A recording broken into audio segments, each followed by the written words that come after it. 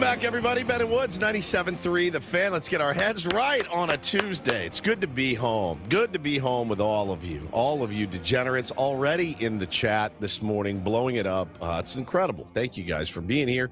Certainly do appreciate that, I will say. Definitely feeling the pressure of today's show. Definitely. Woke up to a bunch of can't wait. Just relax a little bit, all right? Just calm down. It's going to be fun. I'm Woodsy. Paul Reindel's our executive producer. Good morning, Paulie. Good morning. Hey, how are you? I was expecting a guttural yell.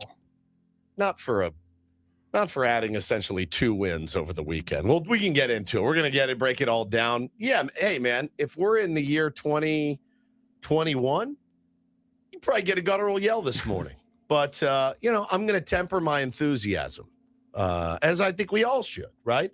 Ben Higgins, your friendly neighborhood sports anchor, the chairman. How are you, buddy? I'm good. I do sense that a lot of anticipation for this morning's show.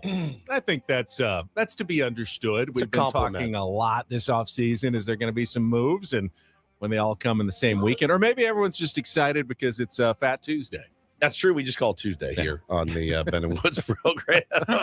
I have no Mardi Gras celebrations in my future. I really don't. I didn't make any jambalaya or any gumbo or anything like that. I did make a delicious pot roast yesterday that just knocked it out of the park.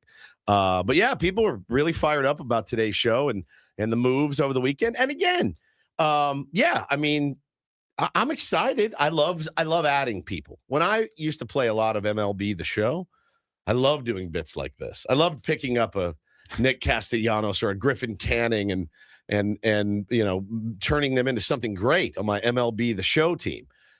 Walker Buehler, I would enjoy DFAing from my team and never picking him up again. But he might be on the show in a week from today. 100%. So picked up our GM as well, our president of baseball ops. Huge news over the weekend. And I don't know how you guys felt, but when I woke up yesterday, I went, crap, man. Like, we should have gone to work today, but we didn't really have an option.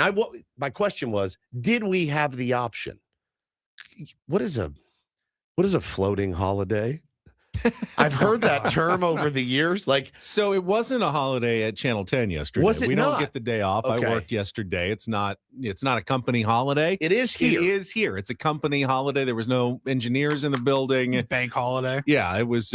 So I don't know that we even had the option to come in and do a show here. I guess maybe we could have tried to do something remotely on YouTube, but then we're just using all of our content for today's show yesterday. So I would a floating holiday be something where we call Adam on Sunday night and we say, hey, I know we're supposed to be off tomorrow. Rumor is AJ Preller's extension's coming down.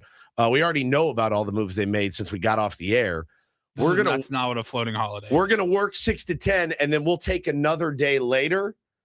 A floating holiday is like some companies will just give you days to take off, and you just call it a holiday. Oh, okay. Like I've had a job where you got 2 floating holidays. You were supposed to use one in the first half of the year, one in the second half of the year. And you can just pick, hey, that Wednesday, I'm going to use a floating holiday on this Wednesday coming up. Okay. I got to take the day. Well, I mean, I know it's not technically what it would have been, but I think if we had you want the opposite. You want to come in and work on a day that they're giving us off. Correct. Come in and do yesterday's show like we normally would have, and then be there for the audience, and then say we're going to take, I don't know, Friday off or something. Rain check. Yes, you're looking for a rain check. A radio rain check. Yeah, a rain check. But speaking of the rain, can you give everybody the public service announcement that you gave us? Oh, man, yeah. Before we drove in. Listen, be very careful out there. I don't need to tell you, Kelly Danick today is like her Super Bowl. I pictured her this morning. I was driving and I pictured her getting up, putting like the Rambo face paint on. Like this is her Super Bowl. It is extremely wet. I was driving in slow, like 65 miles an hour. The guy in front of me changed lanes. All the water came up mine. I started a hydroplane. I'm like, oh my God. Bro, it hits your windshield like all at once. Like one wall of water is coming at you and it's just like slams into your windshield. I'll say Via de la Valle by the racetrack, it was a lake. It was like Lake Michigan. I mean, 3-4 lanes completely underwater on the way to work this morning. Then I hit the turn to get on the 15 or whatever, and I was like, I'm going off the road. 52 to 15. 52 to 15 was gnarly, dude. That's a tight corner. It's a tight corner anyway. Kearney Villa Road. It's a tight corner. It was also your speed change. You went from 52 down to 15. Down to 15. Yeah. And I slid there. So please be careful out there. Please. It's going to get messy. It's going to get messy. It's going to get nasty. Take a little extra time. We need every tier 1 we can get. That's we don't right. want to lose any of you this week. So be careful. Don't do anything foolish. I'm sure Fashion Valley is underwater, as it always is. And is there an end in sight to this? It's actually supposed to be nice the rest of the day today, and then it's going to rain again tomorrow and Thursday. Maybe off and on all week, I think. It was so bad. We got a text last night from the president of our Little League. She goes, cancel all practices until Friday. Just banged it. Just nothing. We're not even going to mess with it. I go, all right, makes it a little easier. But man, it was a lot of hubbub this weekend in Padre land, certainly, and a lot we need to talk about, a lot we want to get into. We've got guests to talk about it as well. Today's going to be a very Padres-centric show. Have no fear about that. We'll get into each and every one of those moves. We'll do a deep dive on all those guys. I don't want to come in here and, pee in anybody's Cheerios. I really don't. That's not my personality. But I guess I would say I'm cautiously optimistic. We didn't sign Kyle Tucker and Framber Valdez. You know what I'm saying? Like that's there's different echelons of signings. I think you can pick apart every single move. I don't think anyone expects every player the Padres signed this weekend to have great seasons. Yeah. I do think taken as a whole, the Padres got better this weekend and created a more complete team and roster, something they needed to do before the start of the season. But I thought the biggest move, well, for me personally this weekend, and I don't think I realized it until yesterday morning when the official news of A.J. Preller's contract extension broke, how much I had really put my eggs in that basket. Like we had been saying for weeks, as other hosts and podcasters had been sounding the alarm bell about A.J. Preller and his lame duck status and what does this mean? They're going to let him get away. And I had really trusted my sources that I had heard. And I had said, I'm not worried about this. This is going to get done.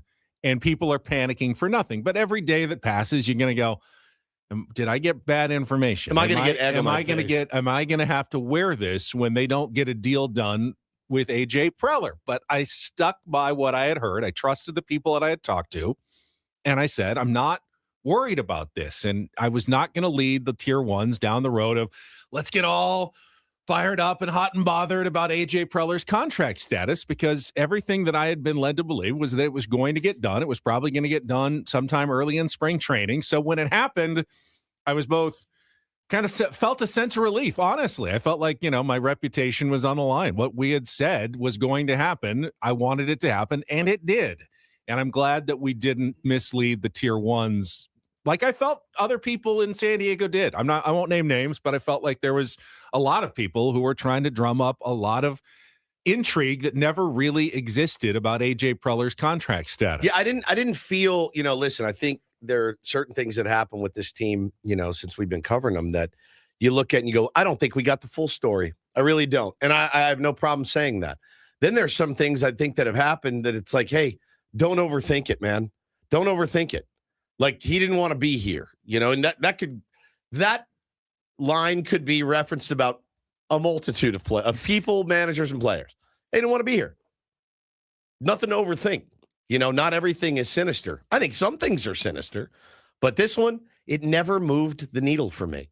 I wasn't super worried about it. I felt like it would get done if the right ownership group was in place. My gut tells me now he knows who the owner's going to be. He's got a general idea of who the owner's going to be, and he's comfortable staying and signing a deal, which, by the way, nobody knows for how long and nobody knows for how much. Now, I mean, they said multi-year deal. Multi-year deal really is two. That's at least two. Two Is multi-year. My guess is it's two.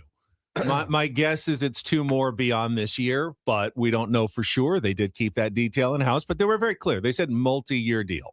So, I don't think there's any way around that, linguistic expression to mean anything other than through the year 2028 at least. Do you have any explanation as to why they would keep that so close to the vest?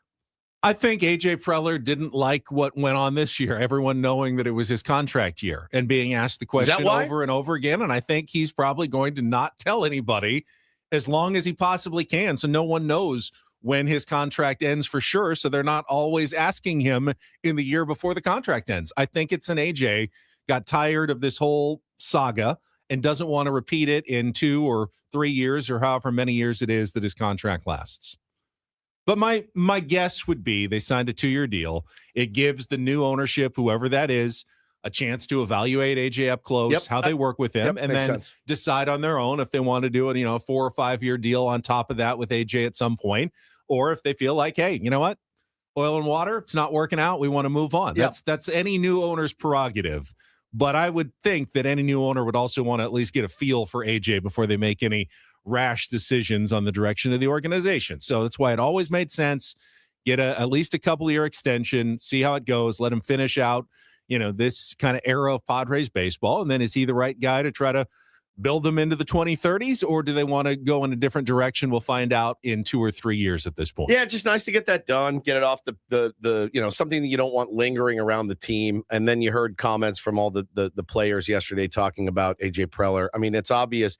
One thing we've said over the years about AJ, look, I have absolutely gone back and forth on AJ Preller as the general manager of this team. Darren Smith has gone back and forth on AJ Preller as the general manager of this team. I can actively remember a time for Darren, we could talk to Darren about it on Friday, literally saying he's got to lose his job today. I don't remember what it was, but I remember I heard it and I went, wow, like dropped the hammer on him. He's come around to the other side. I don't know what it is necessarily that flipped me per se, but I do know that he really, really wants to win and exhausts every avenue he can exhaust to win. Some of those avenues I look at and I go, this is going to hurt, or, it'd be nice to have Robbie Snelling, right? Like, of course, every GM makes those moves that somehow make no sense sometimes. Or you have a GM that is like, I'm doing nothing. I'm not going to do a damn thing. I'm scared to pull the trigger. And I look at teams like the Orioles. I look at teams like the Dodgers even could have flipped some guys. Now they can just buy anybody they want, so it's different. But you can't ever say that guy didn't put the best interest of San Diego and the Padres front and center for him. Which is why it's all he cares about. Which is why I'm happy he's staying. I know AJ well enough to know that what he cares about is winning in San Diego. Yes. I don't know that about every GM. I think a lot of them are trying to protect their jobs, their salaries, their reputations. They don't want to do anything that's going to make people scratch their heads around baseball. Why did he do that? AJ's not afraid to do that. He wants to win, and he's willing to take risks to try to make the San Diego Padres into winners. He's not about protecting his own reputation as a general manager or looking at what the next job may be or what the future may hold for him. This is his life. Yeah, this is his life. Winning one here is really it's the Padres and some pickup basketball, and that's his entire life.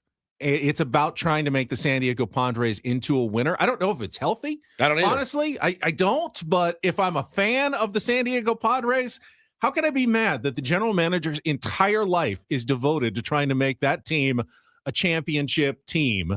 I can't be. I really can't be. I know that that's what his devoted one-track mind is really always thinking about. Yeah, I agree. And I talked to Logan White when we were at Fantasy Camp. Anybody that was there could speak to that conversation. Now, Logan White is not an AJ Preller.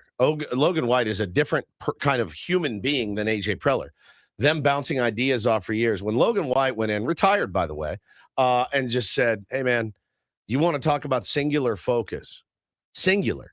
It's winning a World Series for San Diego. And as a fan, you go, sounds great. Dan, as a radio host that covers the team,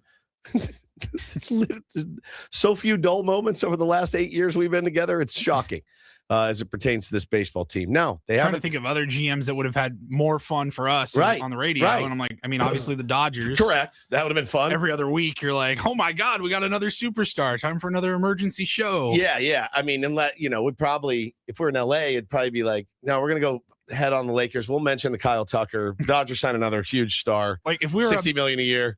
If we were a Mets radio show, I don't think we'd have a shortage of topics, conversations. Yeah, for sure. Really, like AJ is like one of, I don't know, 3 or 4 guys where it's always interesting. I mean, listen, he's got his haters for sure.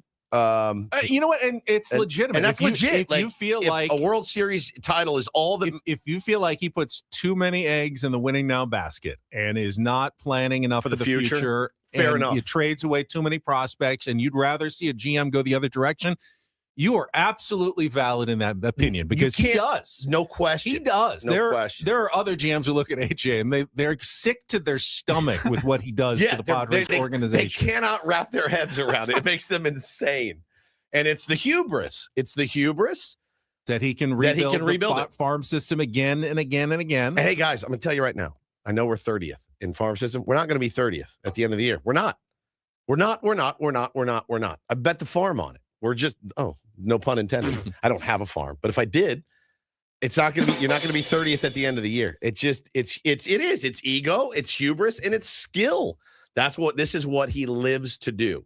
So, congrats to AJ. I'm glad he's back again. Never a dull moment. You remember, you got to think too. All right, who? If not him, who? If not him, who? Because if he's a free agent, Hal Steinbrenner's snatching that dude up. Period. Even with if the new owner comes in and it's somebody that we're all feeling good about and the prospects of them owning the team, I still would be a little concerned if they didn't have AJ Preller to run it, if they wanted to get their own guy or whatever. I'm like, now you got a new owner. Now you have a new GM. We think AJ is the only one that can run the monster that he's built. And if you brought in a new owner that wanted his own guy, that sounds like a fire sale down the road. Like that sounds like guys getting moved. I don't know. I'm not ready for that yet. I want to keep it rolling. I think to me, it's kind of like breaking in a baseball glove. AJ at the beginning was rough, was stiff, and it was not fun. But you stuck with it long enough that he is now kind of oiled and leathered, and he's got that feel that he kind of understands the job so much better than he did. Do you want to start over with some assistant GM from the Tampa Bay Rays or an assistant GM from, you're going to hire someone from the Dodgers to come down and learn the job all over again? I mean, I'm sure there's guys that could do it. But again, you said it. He built the machine. Let him run the machine until the machine literally falls apart. Well, it's going to at some point. Of course. All teams go through a down period where, he's trying to pry open the window as long as he can, but there's going to be a rough year or two for the Padres. It's his job to then minimize those rough years before he can start building it up again. And I don't know that means necessarily that he's done a bad job. If he can't keep the Padres in the playoffs for 17 straight years, doesn't mean he's failed in his task, but if he can get him, in playoff contention for 8 or 9 years, in the 2020s, and then, have a year or two of rebuilding and get them right back to playoff contention, I'd say he's doing an unbelievable job if that's going to happen. But yeah, there's going to be a down year. I don't know whether it's 2029 or 2030 or 2028, or if it's this year, if everything falls apart this year, and we'll reevaluate when that happens. But right now they're still in the contending window, and the team they're putting on the field based on what the roster looks like right now is one that I think absolutely can make the playoffs and, make some noise in October. Yep, 100%. So, yeah, obviously a lot to discuss today. That's the AJ Preller extension. We'll talk to our guests about it as well. The moves, I think, are interesting. They're interesting in that there were 100% holes to fill, and you filled them for now. Now, again, I love competition. I think competition is ultimately a great thing. Iron sharpens iron, all that. That said, would be pretty funny if they're like, JP Sears actually won the job out of spring training, and it's just exactly what we thought we had a week ago. It's just King, Pavetta, Musgrove, Vasquez, and JP Sears are the 5. But listen, you will need more than 5 starting pitchers throughout the course of a season, as we know. Minor league deals for Walker Buehler.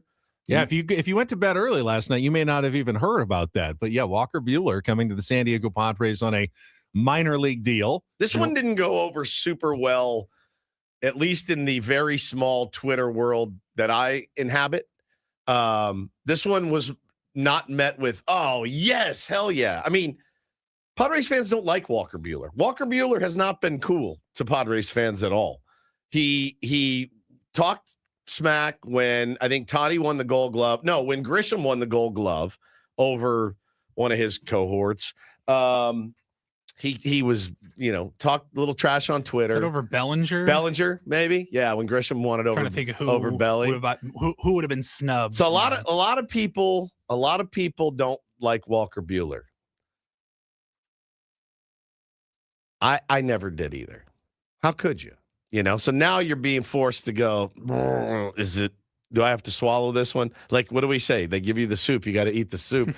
This soup, though, Ben, has some things in it that I don't really like. That soup, that particular,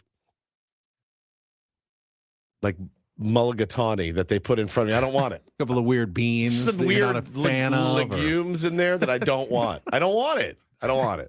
So I don't know.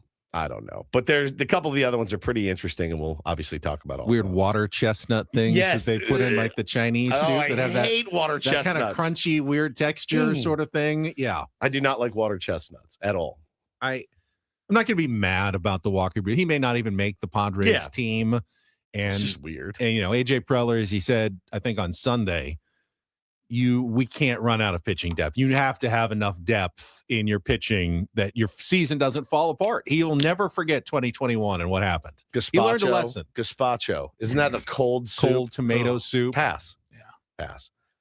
Cease the one says Buehler is a dog. He had 3 good starts last year. 3. I guess I share some of your reservations, because what's the best case scenario? Walker Buehler dips himself in magic waters. Yeah.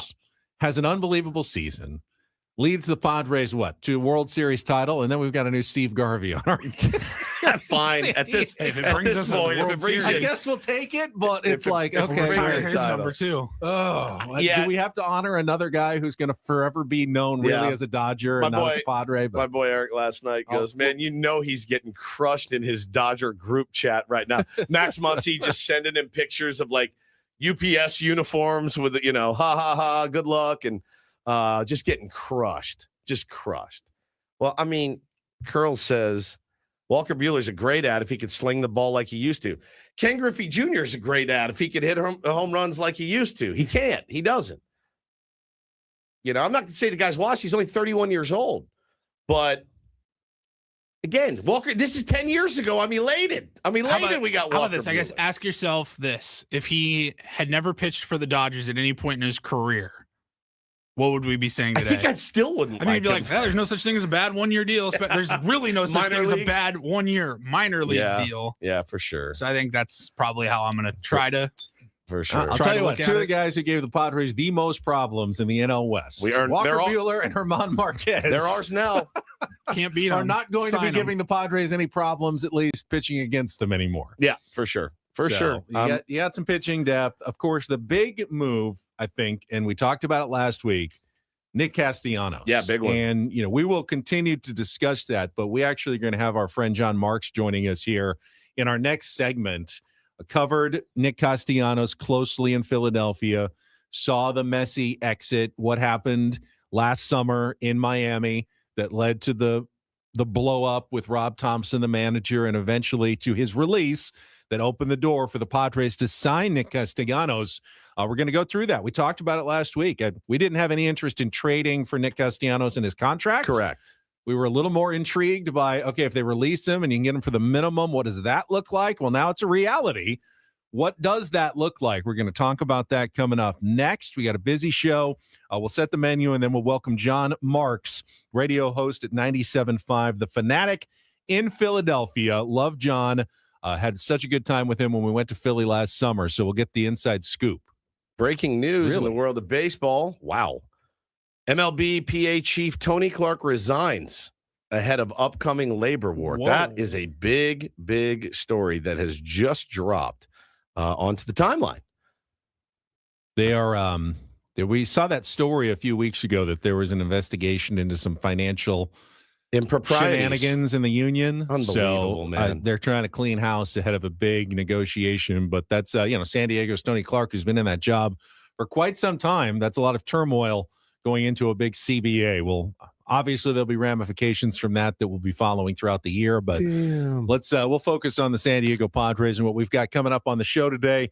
Tier 1s, hope we didn't disappoint you. You waited all weekend for that.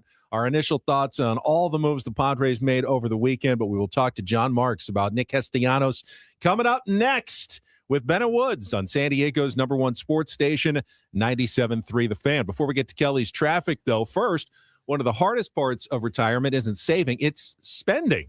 After a lifetime of building wealth, many people worry every time they take money out. Am I doing this right? Is it going to last? That's why Trajan Wealth focuses on income planning. TRAJANwealth.com.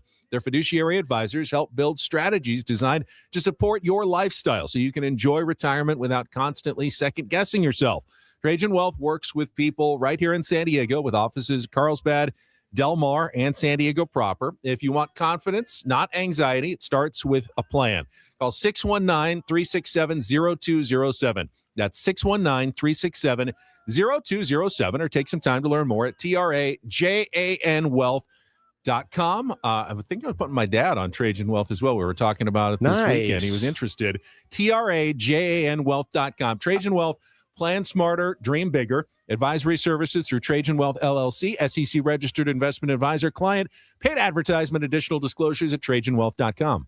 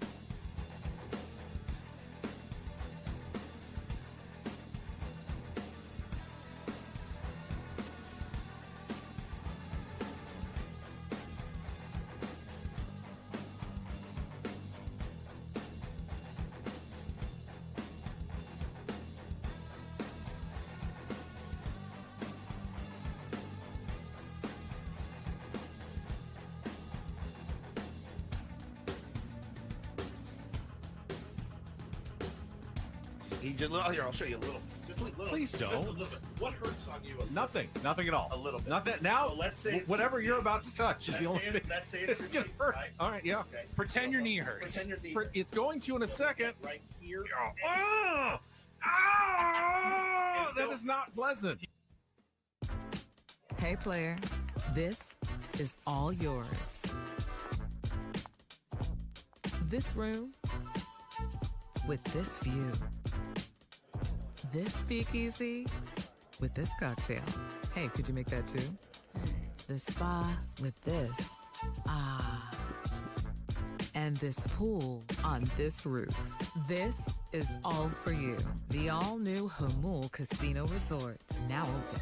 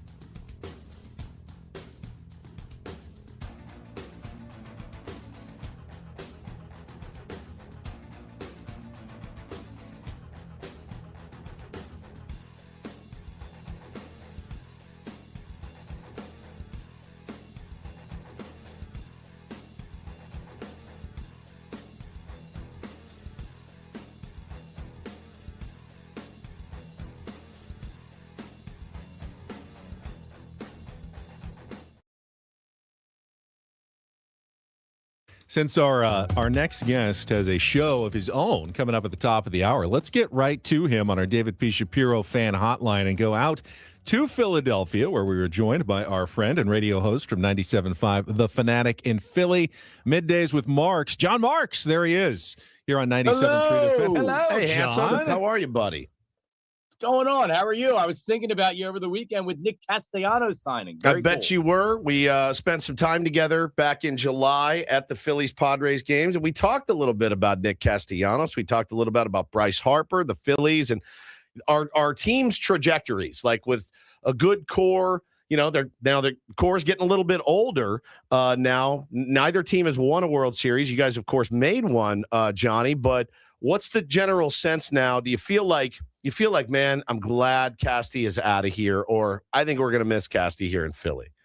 I mean, I think everybody realized he was gone, and it's weird because everybody wanted him out of town, and then kind of the way the Phillies handled everything, fans got pissed.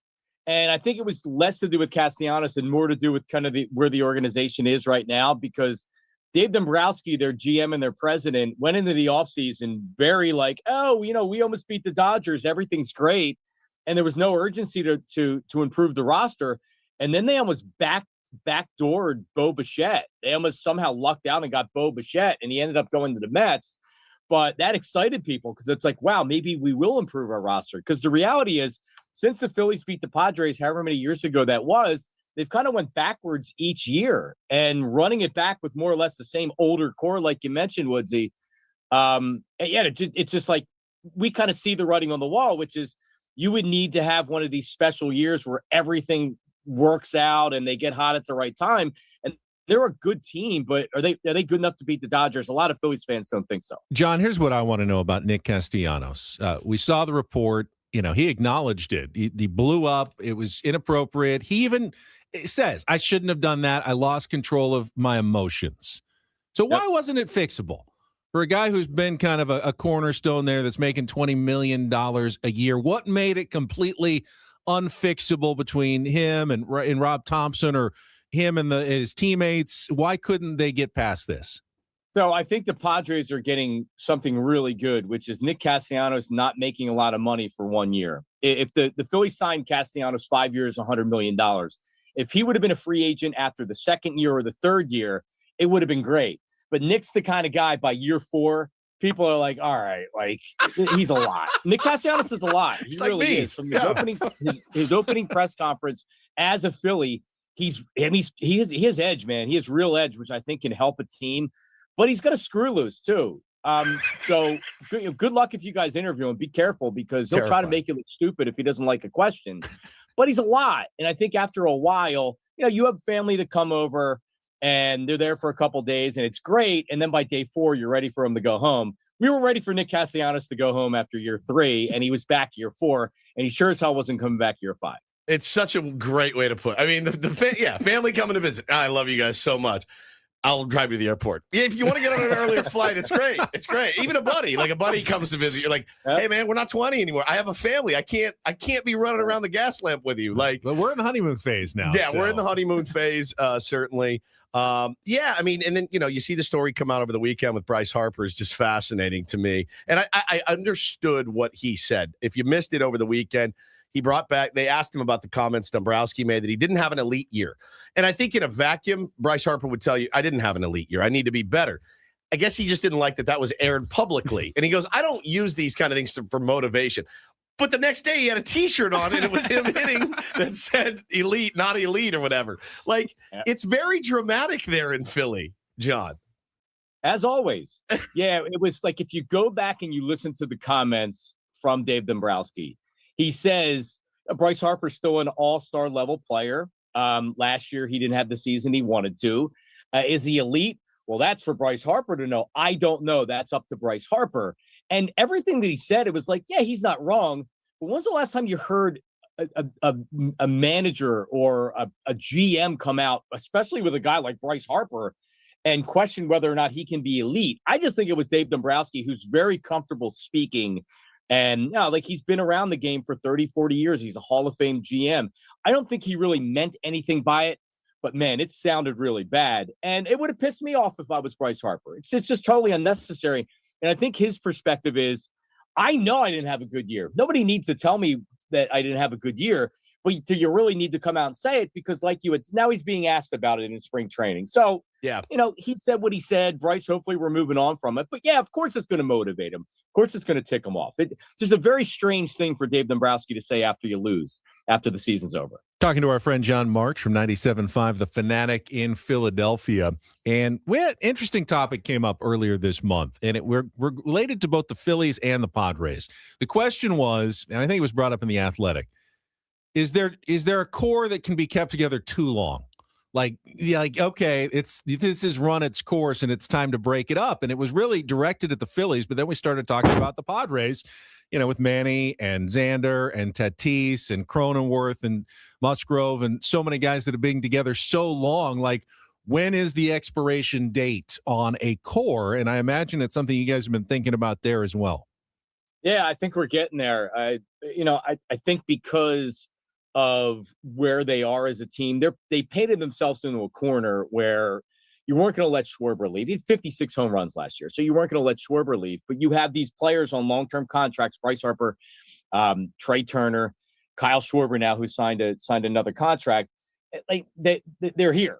So when it doesn't work anymore, it'll be over. And Dombrowski will probably be gone before that. But when they're not making the playoffs or where it's like it's over, it's really going to be over. I think the bigger issue with the Phillies is, well, that their veterans haven't hit the last few seasons. The big three haven't hit the last few seasons in the playoffs, but also their younger players never developed. So Alec Bohm was a top 5 pick.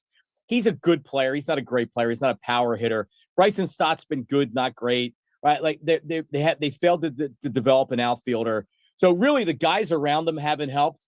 But when Trey Turner and Bryce Harper and JT Realmuto and Kyle Schwarber don't hit in the playoffs, you can't rely on your secondary players to carry you. And at some point, it's going to be over. We watched the Phillies when they won the World Series and they brought all the guys back. They brought Jimmy Rollins and Chase Utley and Ryan Howard, and they had all the guys. And then when they hit that age where they just weren't productive, it was over. And that's when you saw the guys starting getting traded. So that'll happen at some point. It depends on how much longer they can win. They're still a good team. They still have a really good rotation. But this year I would expect playoffs, and next year I'd expect playoffs. But after that, you could have a new manager, you could have a new GM, and it's stale right now, guys. We talked about this when you were in Philly about kind of like the dynamic in the clubhouse, in the locker room. When that gets stale, that's when you have a problem. And I'm starting to feel like that's getting stale with the Phillies. I saw a Philly fan tweet. It was a picture of Brandon Marsh, and it said, "I'm so tired of looking at this guy's effing face." That's another one. Like, he didn't develop into an everyday outfielder. He's a platoon. He's a good player. He's a platoon. So if you look at the outfield right now, the outfield's not great. They have Adolis Garcia, who his on-base percentage was 283 last year, right? He might have power, and he's all jacked up.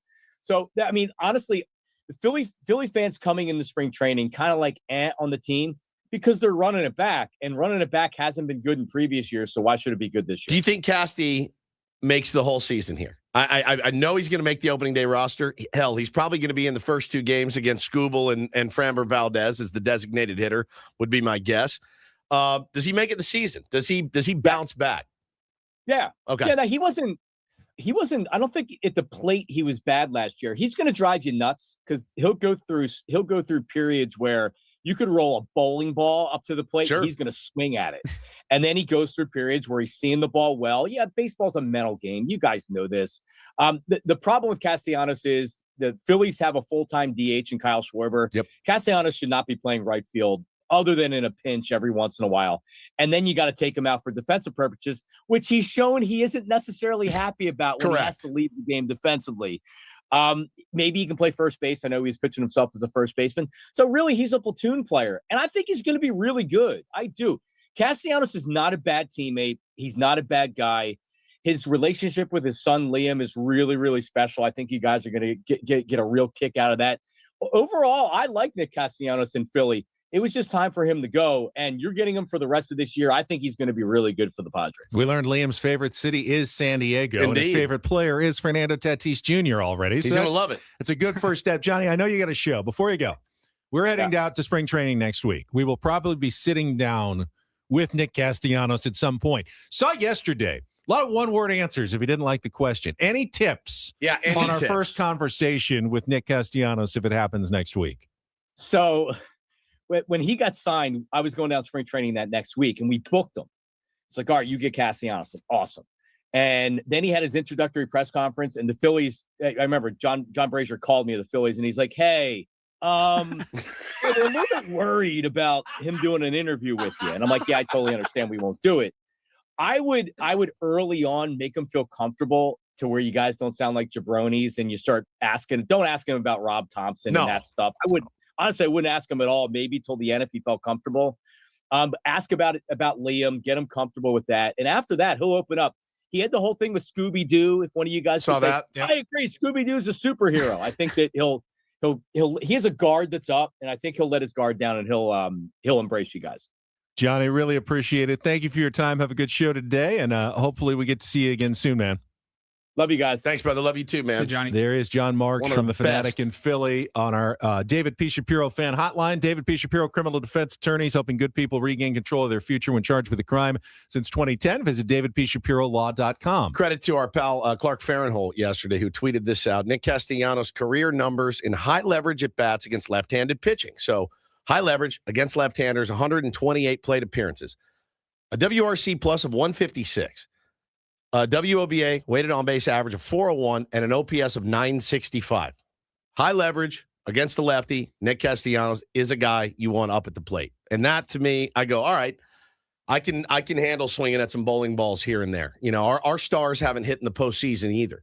You know, and to have a guy that has done it in some high leverage like that, those are really, really excellent numbers. And if he embraces being a designated hitter, yeah, you know, a somewhat platoon player, he's not playing the outfield with the San Diego Padres. No. I mean, I don't think he's playing first, to be honest. Other than emergencies or injuries, you can put him out there, but there's no reason to ever put him in the outfield. If he understands that and embraces the role of being a really good hitter against lefties, and when he's hot, you know, probably a guy who gets some at-bats during the week against righties as a DH, gets 400 at-bats and can hit you, you know, 18 to 20 home runs with a 270 average doing that. Yeah, man. That's a huge, huge bonus for the San Diego Padres this year. I got sucked in on Friday. It was me, David J., and John Conniff of Mad Friars, and we are texting back and forth. And I go, guys, at the end of the day, you're talking about a league minimum designated hitter. That, by the way, if he's not good and it's not a fit, cost you nothing. I mean, it's a total flyer, Get some ABs against lefties. It sounds like he and Craig Stammen have already had a conversation. He said all of the right things in his very first press conference. We'll have some audio of that today. We've got 3 more hours to talk about all of this stuff. But he said, whatever I need to do to help the team win. I told you, it jumped off the paper at me when he wrote his handwritten apology, when he said, I will learn from this. That's all I can ask of of guys that I root for, my children, my wife, whatever it is, myself. I screwed up. I will learn from it. Will you? Will you learn from it? If you do learn from it, you are worth a $780,000 flyer, in my opinion. Just like Luis Camposano, for me, is worth $1 million flyer. It's not costing this team multiple years. You're not backed into a corner with these guys. If it doesn't work, you cut bait and you move on. You know, think about the guys that got tons of opportunities here last year. Ask yourself this question. Yuli Gurriel or Nick Castellanos? It's Castellanos. I was just going to say, a year ago? Trenton Brooks or Nick Castellanos? It's Castellanos. It sucks those are our only options, but that's what we have. Like a year ago, he's our starting left fielder. Yes, a year ago, he's our starting left fielder. And we're probably okay with that, actually, because we're thrilled by that last year. Yeah. Like, now you have Laureano, Tatis, and Merrill. You don't need him. You know, plus you got your depth guys. Like, you do not need him in the outfield. All right, I want to take what you just said and tie it back into the AJ Preller contract extension, because I think there's a point that a lot of us kind of miss here. We'll do that. Got to check traffic quickly, check those wet roadways with Kelly Danick, and then more Ben and Woods on the other side here on 97.3 The Fan. From the 855 Get Ross Traffic Center. Injured? Demand justice. Demand Jurowitz. 855GetRoss.com. Here's Kelly Danick. Traffic is brought to you by Rivermark Medical. Plenty of spin-outs on our very wet roadways this morning, guys. You definitely want to leave a little extra time for travel. Crash near the border southbound 805 before San Isidro Boulevard. Vehicle in the center divide. Now, northbound side of the 805, clear that jackknife big rig near the 5 merge, so there's some good news. Further north on the 5 before Harbor Drive, accident blocking the right lanes. Also, Vista Way on-ramp to southbound 5, got a collision. Further south on the 5, just past the racetrack, 2 right lanes flooded. In fact, looks like there is crash blocking that slow lane. Tow truck on scene helping out with that. Also some flooding in the 2 right lanes on South 5 before Garnett. More flooding on the Mira Mesa Boulevard off-ramp, southbound 15, and an accident being cleared from lanes on southbound 67 near Winter Gardens. Rivermark Medical is conducting a rapid 3 study for Floss Stent, a minimally invasive device designed to relieve symptoms from BPH. Men 45 or older suffering from frequent, painful, or difficulty urinating may qualify. Learn more at rivermarkmedical.com. That's rivermarkmedical.com. And Kelly Danick with Ben and Woods, San Diego's #1 sports station, 97.3 The Fan. So I've seen some takes that don't want to give AJ Preller much credit for signing a league minimum contract. Like, oh, great. League minimum guy, you know, scraping the bottom of the barrel to try to fill out your roster. Just got dumped by his other team. But when it comes to Nick Castellanos, I promise you, he had a lot of options, teams that would be interested in adding him on a minimum contract. And he chose the San Diego Padres. And he chose AJ Preller. Yeah, AJ Preller got on a Zoom, talked about it on Sunday with Castellanos and his agent, went over everything and convinced him to sign with the San Diego Padres because AJ has a very good reputation around baseball in terms of taking care of his players, having their backs, believing in them, and, fostering a team and a clubhouse that players want to be part of now. And that is almost as important of being a general manager, a part of the job, as being able to go out and sign, an elite guy to a free agent or pulling off a trade deadline deal with another GM. You're trying to create that atmosphere where players want to be a part of it. Padres didn't used to be a team that players wanted to be a part of, but now they do. The fans get a lot of credit for that as well. Castellanos talked about loving playing at Petco Park and being and seeing that atmosphere and wanting to be a part of it. You Padres fans are making a difference in making players actually, when they have choices, and it's not about money, because it wasn't about money for Nick Castellanos. He was going to make $20 million this year regardless. So he was choosing between teams he wanted to go to. The fact that the Padres are a competitive team playing in a ballpark he liked in front of fans that he was impressed by, with a general manager that people respect around baseball, made a difference for him. Sure. That's a good thing to have in a GM. I like the idea of a chip on. I like Chippy. I like attitude. This team's severely lacked that in the last few years, in my opinion. Profar had it when he was here. I need it. I think good teams need it. I think you have to have a little bit of FU, a little bit of the ass, as they call it, the red ass. You got to have it. Now, you also got to perform. That's what it ultimately comes down to. And had Nick Castellanos performed and hit, 303 with 36 home runs and 99 RBI, yeah, dude, he's back there, beer in the dugout notwithstanding. He's back there. He's in Philly this year, period. Even with the re-signing of Kyle Schwarber, he's back. He's their starting right fielder. Adolis Garcia is not, had he performed. So let's not get it twisted on what it's really about. And that's not going to change here. He still has to produce here. What else did we get yesterday? A rare John Seidler appearance with an update on the progress of the Padres sale and a couple of other interesting details from the chairman of the team at spring training. We'll get into that and more. Hour number 2, broadcasting live from the Bill House Studios. We know how. Ben and Woods on 97.3 The Fan.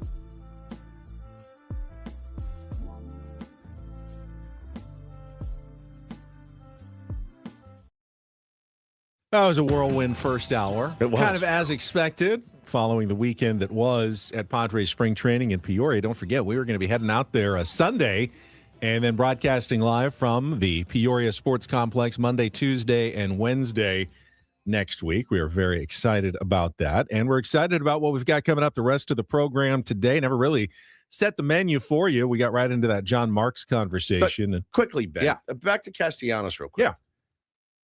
The furor and the hubbub nationally was insane, was it not? That you saw, I mean, I saw national stories about it. How is he going to fit in that clubhouse? Good luck, my God. Padres. Good luck, Padres. Oh, my God. Like national furor about it, which is crazy to me. Again, it's a league minimum ad to get some at-bats against left-handers. But because the personality, I guess, is so big, coming from Philly to San Diego, it was pretty crazy because, look, as I tweeted this weekend, there's a domestic abuser that was signed by the Pirates. You haven't heard a word about it. Like, how does that guy fit in the clubhouse? There's a guy that, did what he did in a parking lot of a store. I'd rather have Nick Castellanos in my club. Jerk. Yeah, I'd rather have Nick Castellanos in my clubhouse for bringing a beer into the dugout than a guy that was like, you know what? Why not here? Here outside the Hobby Lobby. Why not? The mood struck me. And I don't want that dude anywhere near my clubhouse or my organization. Sorry. Am I insane for that take? I didn't think it was, but the national furor was just insane. It was insane. I don't think that Nick Castellanos is coming in with a grenade to the Padres clubhouse. I don't either. And going boom. I mean, it's like Elisa says, it's crazy how domestic violence doesn't even move the needle. Doesn't even move the needle. There's already a funny misconception that the Padres clubhouse is some dysfunctional, just lunatic, disorganized mess when nothing could be further from the truth. I would probably rate it as probably one of the better clubhouses in baseball. And I would think Nick Castellanos will add to that rather than subtract from it. But national media is going to have their national media takes, and we can just ignore them. Castellanos is not the younger perennial superstar anymore, hoping to get a big contract in a year or two, and he's just stopping by San Diego. We've seen that before. This isn't it. This is more like, to reference Moneyball like we always do on the show. This is a little more like David Justice than, say, a Juan Soto or something like that. I want to squeeze the last amount of baseball. You want to stay on the show, right? Yep. Like, we want to squeeze the last bit of talent that you have, and you want to stay on the show for another year. And if he comes in and he can't hit and people don't like his attitude in the clubhouse, then he's gone. You signed him to the minimum. There's no risk crazy, there. Man. I mean, look, you just say thanks, it didn't work out, and you say goodbye. If AJ had been like, all right, I'm going to trade Cruz Schoolcraft, we're going to eat half of the money, I would have lost my mind. My mind. And then Ty France gets to come up and get more at bats, and Miguel Andujar gets more at bats. Yep. You have a little depth there, and you have some options. So, the entire season's not riding on Nick Castellanos having a bounce back all-star campaign. No, it'd be nice, but he's another option that can potentially provide you a little pop. The thing that you were missing the most last year, you've added a few guys who can swing the bat, and hopefully one or two of them do have decent seasons. And if they don't, and as David J. in our chat says, if he doesn't find that bat speed and the experiment is short, so be it.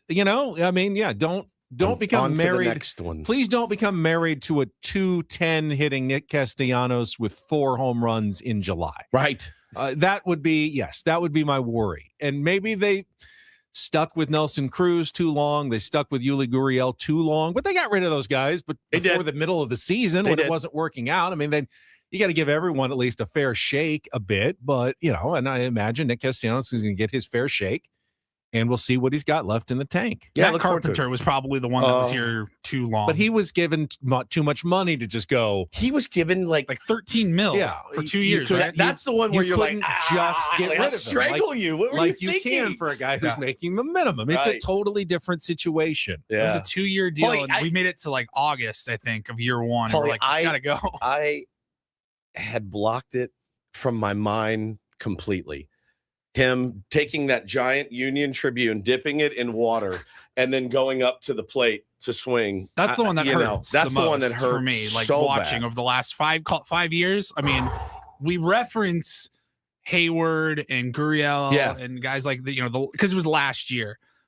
But just go back one more year. The Matt Carpenter experience, that was really painful. That was tough. And I really liked that. And he got a lot of opportunity. A lot of opportunity, a lot of money. A lot of money. Way too much money than he needed. So thank you. I had blocked that. You're welcome. Like many things from my childhood, I blocked out, Paulie. I had blocked that out entirely until you just brought it up. And now I'm completely triggered again. I need to go for a walk around the building at our next break. Sorry about that. All right, here's what we've got coming up. Don't do this in just a few minutes, about 15 minutes, and then we'll lead right into Craig Elston, host of the Padres Hot Tub Podcast. Will join us with his thoughts on what went down over the weekend in Peoria. Second half of the program, obviously lots more Padres talk, maybe a little bit into the Aztecs, who got a win over the weekend and play again tonight against Grand Canyon. Revenge game against the Lopes at Viejas Arena. How about your boy here texting you guys with 1 minute left in the game? Like, hey, what channel is it on? Oh, yeah, we had sent a couple of texts. I missed it. Then like 45 minutes later, you jumped in. You're like, what channel? I'm like, there's 45 seconds 45 seconds left. I'm, like, they're gonna win. I'm still going to watch. I tuned in. I go, all right, looking good, guys. Didn't need me tonight. They did get a good performance from Magoon Guath in his return from injury. We can talk a little bit about San Diego State. And then in our 9 o'clock hour, we've got our biggest fan contest. We've got a Randall report, and Spring Training Sammy will join us as he does every single day, courtesy of David P. Shapiro and the David P. Shapiro Criminal Defense Attorney Team, helping good people regain control of their future when charged with a crime since 2010. Visit davidpshapirolaw.com. But let's get into a little bit of what John Seidler had to say yesterday. He didn't do this last year, right? No, not that I remember. He was, the transition was happening and all the controversy over control of the team. He didn't stand in front of the media the way he did yesterday alongside CEO Eric Grupner and answered some limited questions about the sale of the team and how it's going. And sounds like it's moving along. I thought the most interesting comment was the acknowledgement of the reported buyers, the ones that were reported in the media. He said, yeah, we've got those, plus others that you haven't heard about. Again, the ones we have heard of: Joe Lacob, owner of the Golden State Warriors, Dan Friedkin, owner of the Everton soccer team, and like $9 billion in personal wealth, and then Jose Feliciano, owner of the Chelsea team and, asset management group that runs that team. But he said, and more. It sounded like a few more than just the ones that we have heard of. So, yeah, let's here's what John Seidler had to say yesterday on the back patio. BDT and MSD partners are the club's advisors in the sale process. They're conducting a robust process. We've had tremendous interest. There has been interest. Some parties have been reported in the press, others have not. There are more parties interested than has been reported. Process like this, AJ likes to say, every offseason is different and plays out in its own timing. Sales process also plays out in its own timing. And over the next few months, the process will come to a logical conclusion. All right. Over the next few months, what does that mean? 3 to 4 months? 90 days. But perhaps before the season, 90 days. Early in the season, the process will come to its conclusion. That, to me, indicated the team will be sold and there will be a new owner at some point later this year. Okay. For the San Diego Padres. All right, how about this? We are 2 months away from the Padres heading down to Mexico City. Yep. New owner before then? No, not approved. Not approved. Maybe announced, but not approved. Probably by the All-Star break, maybe approved. Yep. And the transition starting. That's what I got from that yesterday. He got a few more questions. Got the, are they going to move? He was unequivocal. No, they're not going to move. Of course they're not going to move. That would be Can we all just stupid. band together and just stop even giving that oxygen? I mean, I hate it. You could buy a $20 million oceanfront house in La Jolla and move it brick by brick to Gila Bend. But why would you? Right, why would That you? would be really, really, really insanely stupid. Same thing with the San Diego Padres. You're buying a beautiful asset at a beautiful ballpark with a huge fan base. Yeah, if you want to move it, to Omaha, Nebraska, I guess technically any owner could. But as Kevin Acey pointed out, and I hadn't even thought of this. And they moved the that Sonics to Oklahoma City, for the love of God. Expect $1 billion relocation fee, And in the current climate, probably having to pay every dollar of a new $3 billion stadium, in addition to whatever you're paying premium to buy the team, another $3 billion. So what, $7 billion in investment to move it to a team that would then have no fan base at all where you're going?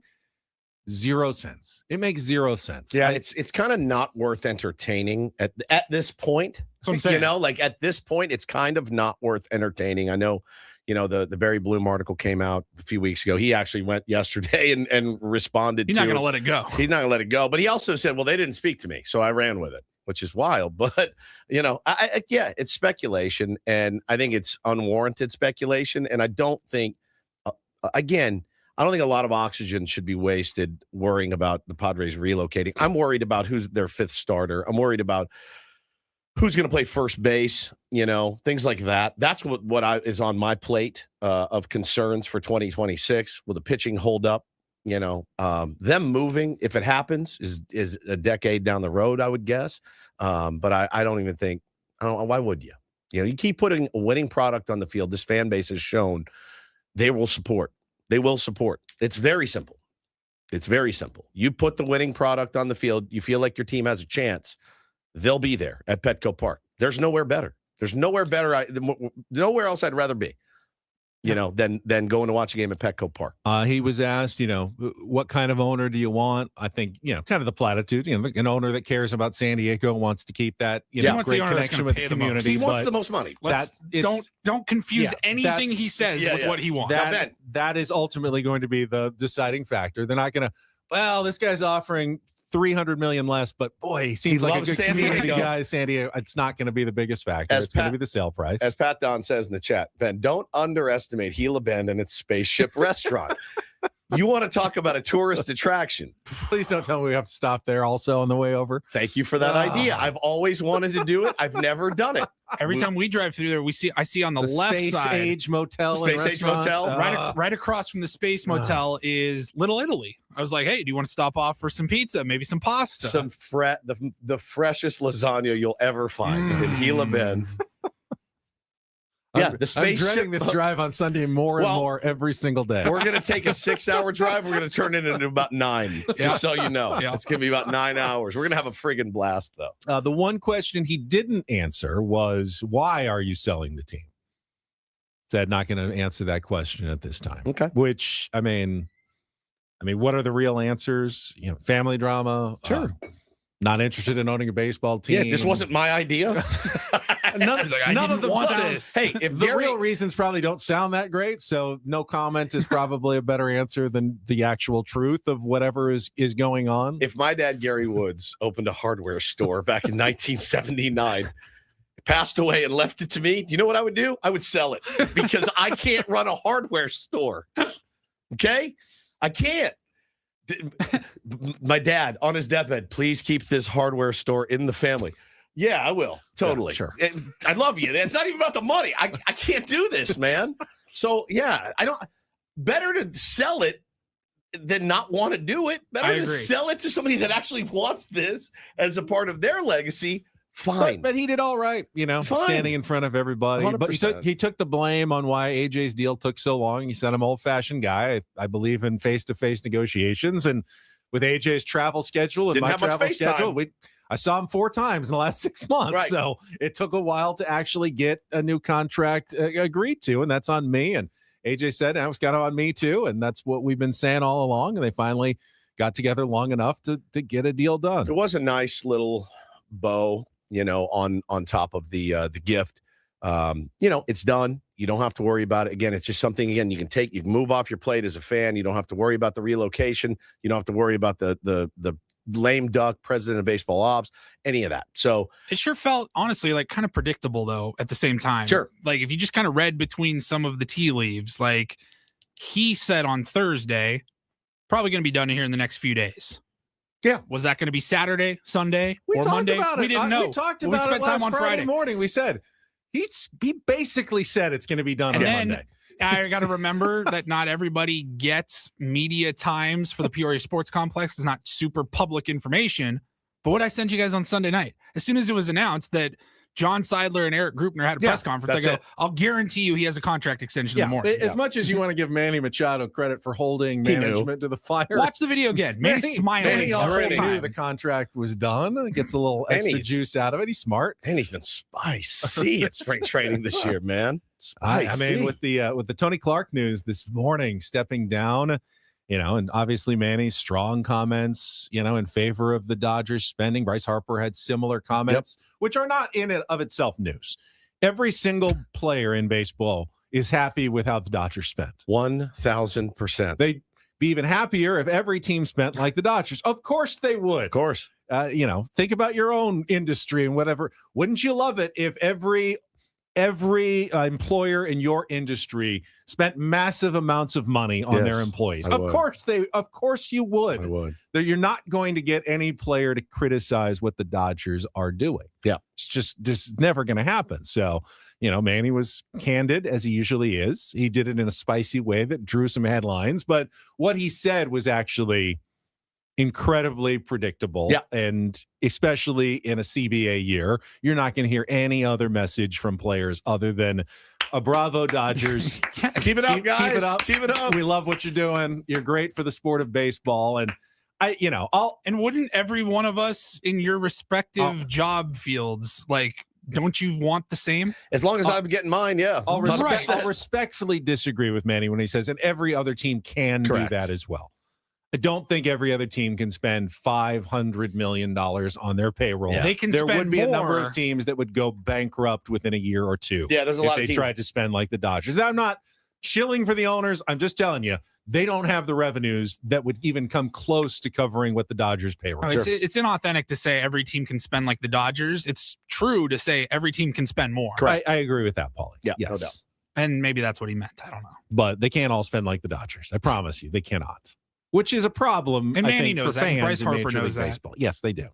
All right, let's get to Don't Do This coming up next. Did you guys see this Kansas State basketball story over the weekend? The coach that went on a rant against his own team and then got fired for cause? Oh, no. Yeah, that was a spicy one from this weekend. We can bring that up and more coming up next after a check of traffic with Kelly Danick. Bennett Woods continuing on San Diego's #1 sports station, 97.3 The Fan.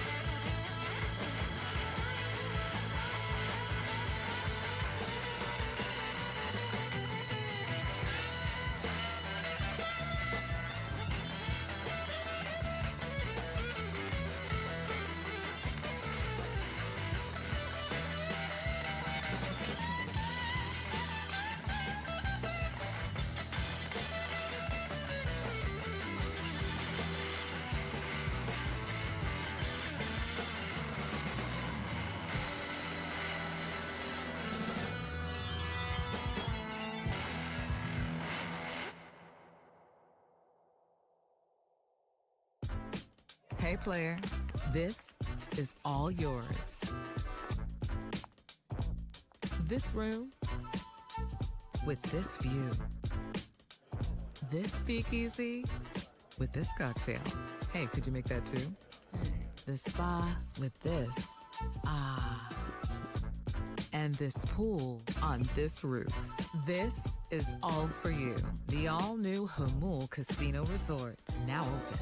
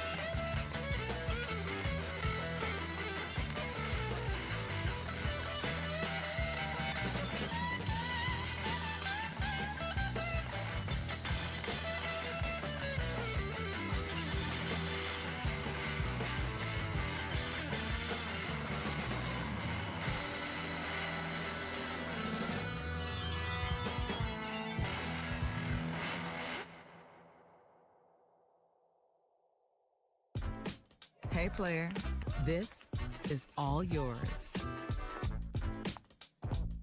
This room with this view. This speakeasy with this cocktail.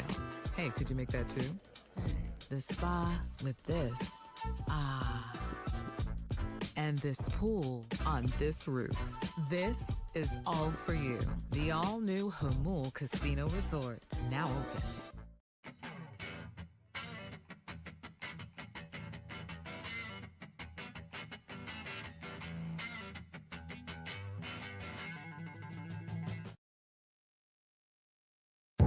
Craig Elston talking Padres baseball coming up in the bottom half of the hour. First, though, don't do this. Brought to you by Dixie Line Lumber and Home Centers, helping San Diego homeowners and contractors fix it, build it, and enjoy it. Enjoy it. All right, I will start with the rant by a college basketball coach that cost him his job over the weekend. I just heard a snippet of that, and I'm blown away. This is from Kansas State, where their coach, Jerome Tang, was pretty upset after last Wednesday night's home loss, 91-62 to Cincinnati. His team got absolutely blown off. They've been terrible this year. They're 1-10 in the Big 12. They're having a really bad season, and the frustration boiled over for Coach Tang in this post-game rant.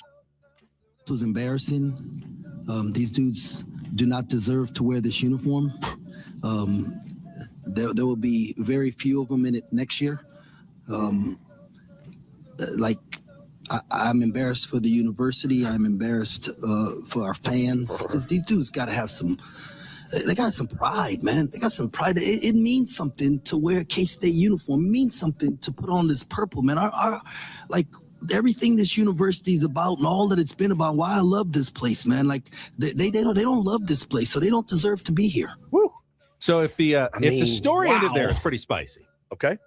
But Kansas State followed up by firing Jerome Tang. Wow. And not only firing him for cause. So they're not going to pay out the rest of his $19 million on his contract based on, quote, language in the contract that references any activity that brings, quote, public disrepute, embarrassment, or ridicule to Kansas State.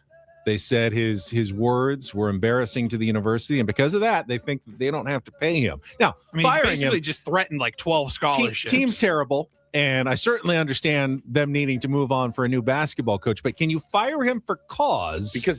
For ranting against his team, trying to uphold the standards of what he thinks should be higher at his university. No, I mean, and again, he didn't.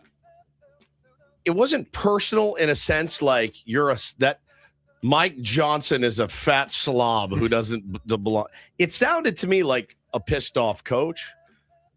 He's just a pissed off coach. Now, again, it could be one of those situations where they go, well, they're terrible anyway. We wanted this guy gone. Now we have our in. He just gave us our in. Well, they could have fired him any time. But then they would have to pay him out. I still think they do. Tang, of course, has hired a lawyer, released a statement saying. You think he'll get his? I think he will. I think he'll get his money. Yeah, I'm deeply disappointed with the university's decision. Strongly disagree with the characterization of my termination. I have always acted with integrity and faithfully fulfilled my responsibilities as head coach. Yeah, he may not have done a great job coaching them, but don't know that. I mean, your team got embarrassed on their own cause floor. based on the record. You can fire him for. It's not for cause. You can fire him for underperformance, but you still have to pay out. You got to pay him out. Pay him out his contract. Firing somebody for cause means you don't. Usually, it's because they committed a crime or some sort of indiscretion, wiener picture or something. Yeah, but this is just poor performance is a whole different story. Wildcats did play better in their next game. They took all the names off the back of the jerseys. Played against number 3 Houston. Only lost by 14 on the road. So okay, an improvement, but not a good season. 14. Yeah, I'm gonna drop. Not a good season. 14. That's fine. Nothing good ever happens after midnight. I know it well. Rarely had anything good happen to me after midnight. Anything that ever happened to me bad was after midnight. Same for Cleveland Browns safety Ronnie Hickman. He was jumped at a Manhattan hotel by 4 guys on Monday morning. He was hospitalized, but he only suffered minor injuries. 4:30 a.m. At the 60 Less at the Lower East Side. He was approached by a group of men who then realized, oh, you play in the NFL. So they jumped him. Like they wanted to take down, like, oh, let's beat the crap out of an NFL player. Gives us a little cred. Get our street cred. Yep. So there was a brawl in the hotel lobby. They took off, and he had to go to the hospital. He's treated for minor injuries, now resting at home with his family. But, yeah, man, 4:30 a.m., that is going to be I'm not saying you're asking for trouble. You don't deserve to be jumped at 4:30, but if you're up safely tucked into your hotel bed at midnight, Penny, I don't know that this happens. Fair enough. All right, finally, a little do this. DD mega do-do. You know me. Pretty solid PGA Tour fan. Have not really paid attention to LIV. I think they're in their 4th season now. I've probably watched 10 minutes total. But when a story is a good story, I have to acknowledge it. And what Anthony Kim did over the weekend at LIV Golf Adelaide is incredibly remarkable. I don't know if anyone remembers the story of Anthony Kim coming up as a young 20-something. A lot of people were saying this could be the next Tiger Woods in golf. Wow. And early in his career, got a couple of big wins, started to generate some attention. Then he got hurt, back injury, was out of the game for a while. Collected on like insurance, like that he had taken out on himself, like not being able to play, but with all that money and no time on his hands, he fell into depression, drug and alcohol addiction, and things got really bad. A lot of people around the world of golf thought Anthony Kim was going to meet a tragic end. But after 12 years of not playing golf at all, he decided to get his life together, got married, started a family, started playing golf again, got an opportunity on LIV, didn't do well, lost his tour card, fought his way back, qualified for LIV this season, and this weekend went into the final round behind both Jon Rahm and Bryson DeChambeau, but shot a 63 in the final round to win his first tournament in more than a dozen years. And while it's still on LIV, he beat some good players to make it happen, and it truly is one of the terrific comeback stories you're going to see in sports. And, for him, I hope it holds. Maybe he'll even get a chance to play in some majors coming up here in his 40s now that, he's getting his life together and getting some world rankings points now on LIV. But it was a pretty incredible story from the world of golf over the weekend. Beautiful. And that is don't and do this for a Tuesday. That was Don't Do This with Ben and Woods on 97.3 The Fan. Colin Morikawa winning at Pebble Beach in the PGA Tour this weekend as well. All right, when we come back, Craig Elston, our friend from the Padres Hot Tub Podcast, the San Diego Sockers they just keep getting hurt. They had another a guy carried off in a wheelchair over the weekend. Just terrible stories from his team. But we'll talk Padres with Craig coming up next here with Ben and Woods on San Diego's #1 sports station, 97.3 The Fan. Gambling problem? Call 1-800-GAMBLER. GEGE 000466. For a full list of games and rules, play at 7 Mile Casino. Visit 7milecasino.com. New week, new opportunity. Head down to 7 Mile Casino, the best card room you're going to find in all of San Diego. And it's so easy to get to. We're getting ready for our drive out to Arizona for spring training. And you hit one casino that's it's at like 40, 45 minutes out. You hit another one that's like an hour and 30 minutes out. I like to call it 70 Mile Casino. And I just wonder, why would anyone go play cards at one of those places when you can go to 7 Mile Casino right down the freeway in Chula Vista? Yeah, if you're looking for some high-limit action, they can take care of you there. They got California-style blackjack. They got Texas Hold'em, Pai Gow Poker, and Baccarat as well. But it's the food, it's the dealers, it's everybody there. It's friendly, it's bright, it's airy. They got a great view of the bay as well. Great place to go. Just grab lunch, man. Play a few hands and split. You don't have to spend all day there because you didn't invest much of your time getting there. 7 minutes from downtown. But you could spend all day. You could. You could literally 24/7. You could spend 24 hours at 7 Mile Casino. I'm not recommending it, but I'm saying it's possible. You can even eat there because they got the 24/7 players menu. That's incredible. Check it out today. Check it out this week. Check it out. It's 7 Mile Casino, just 7 minutes from downtown.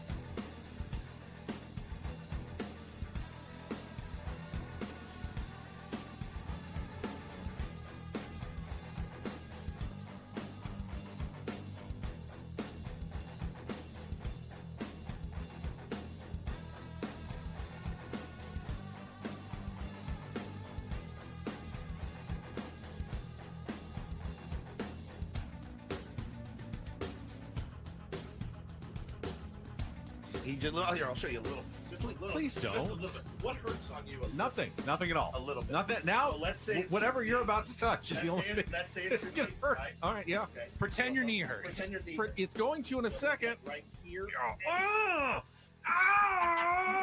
That is not pleasant. Hey, player, this is all yours. This room with this view. This speakeasy with this cocktail. Hey, could you make that too? The spa with this. Ah. And this pool on this roof.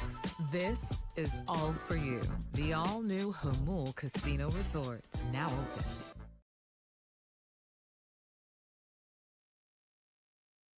Hope everyone is staying safe out on the roads. Looks like the sun coming out in San Diego. Enjoy it for a few hours at least before apparently the rain is coming back. Apparently, it was pretty nasty overnight. Both my kids woke up in tears.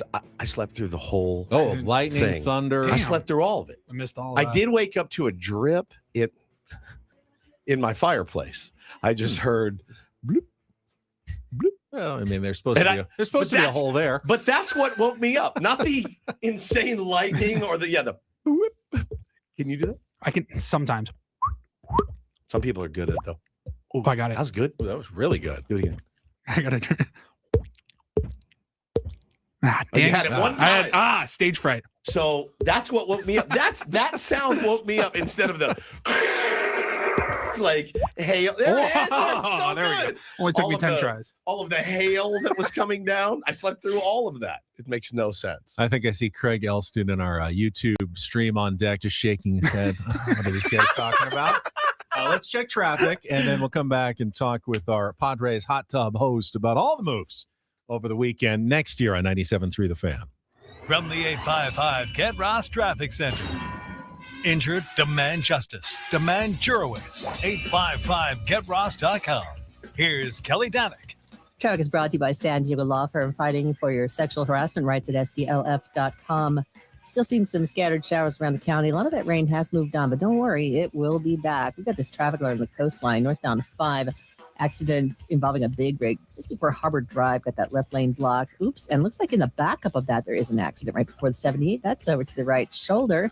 Going to find on westbound 8 near Taylor Street, a collision involving a couple vehicles. He's been moved over to the right shoulder, and collision on northbound 5 before 6th Avenue. This one appears to be blocking one of the right lanes.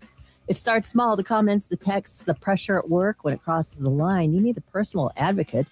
San Diego Law Firm will help you fight against sexual harassment. Contact them at SDLF.com. That's SDLF.com. And Kelly Danick with Ben & Wood, San Diego's #1 sports station, 97.3 The Fan.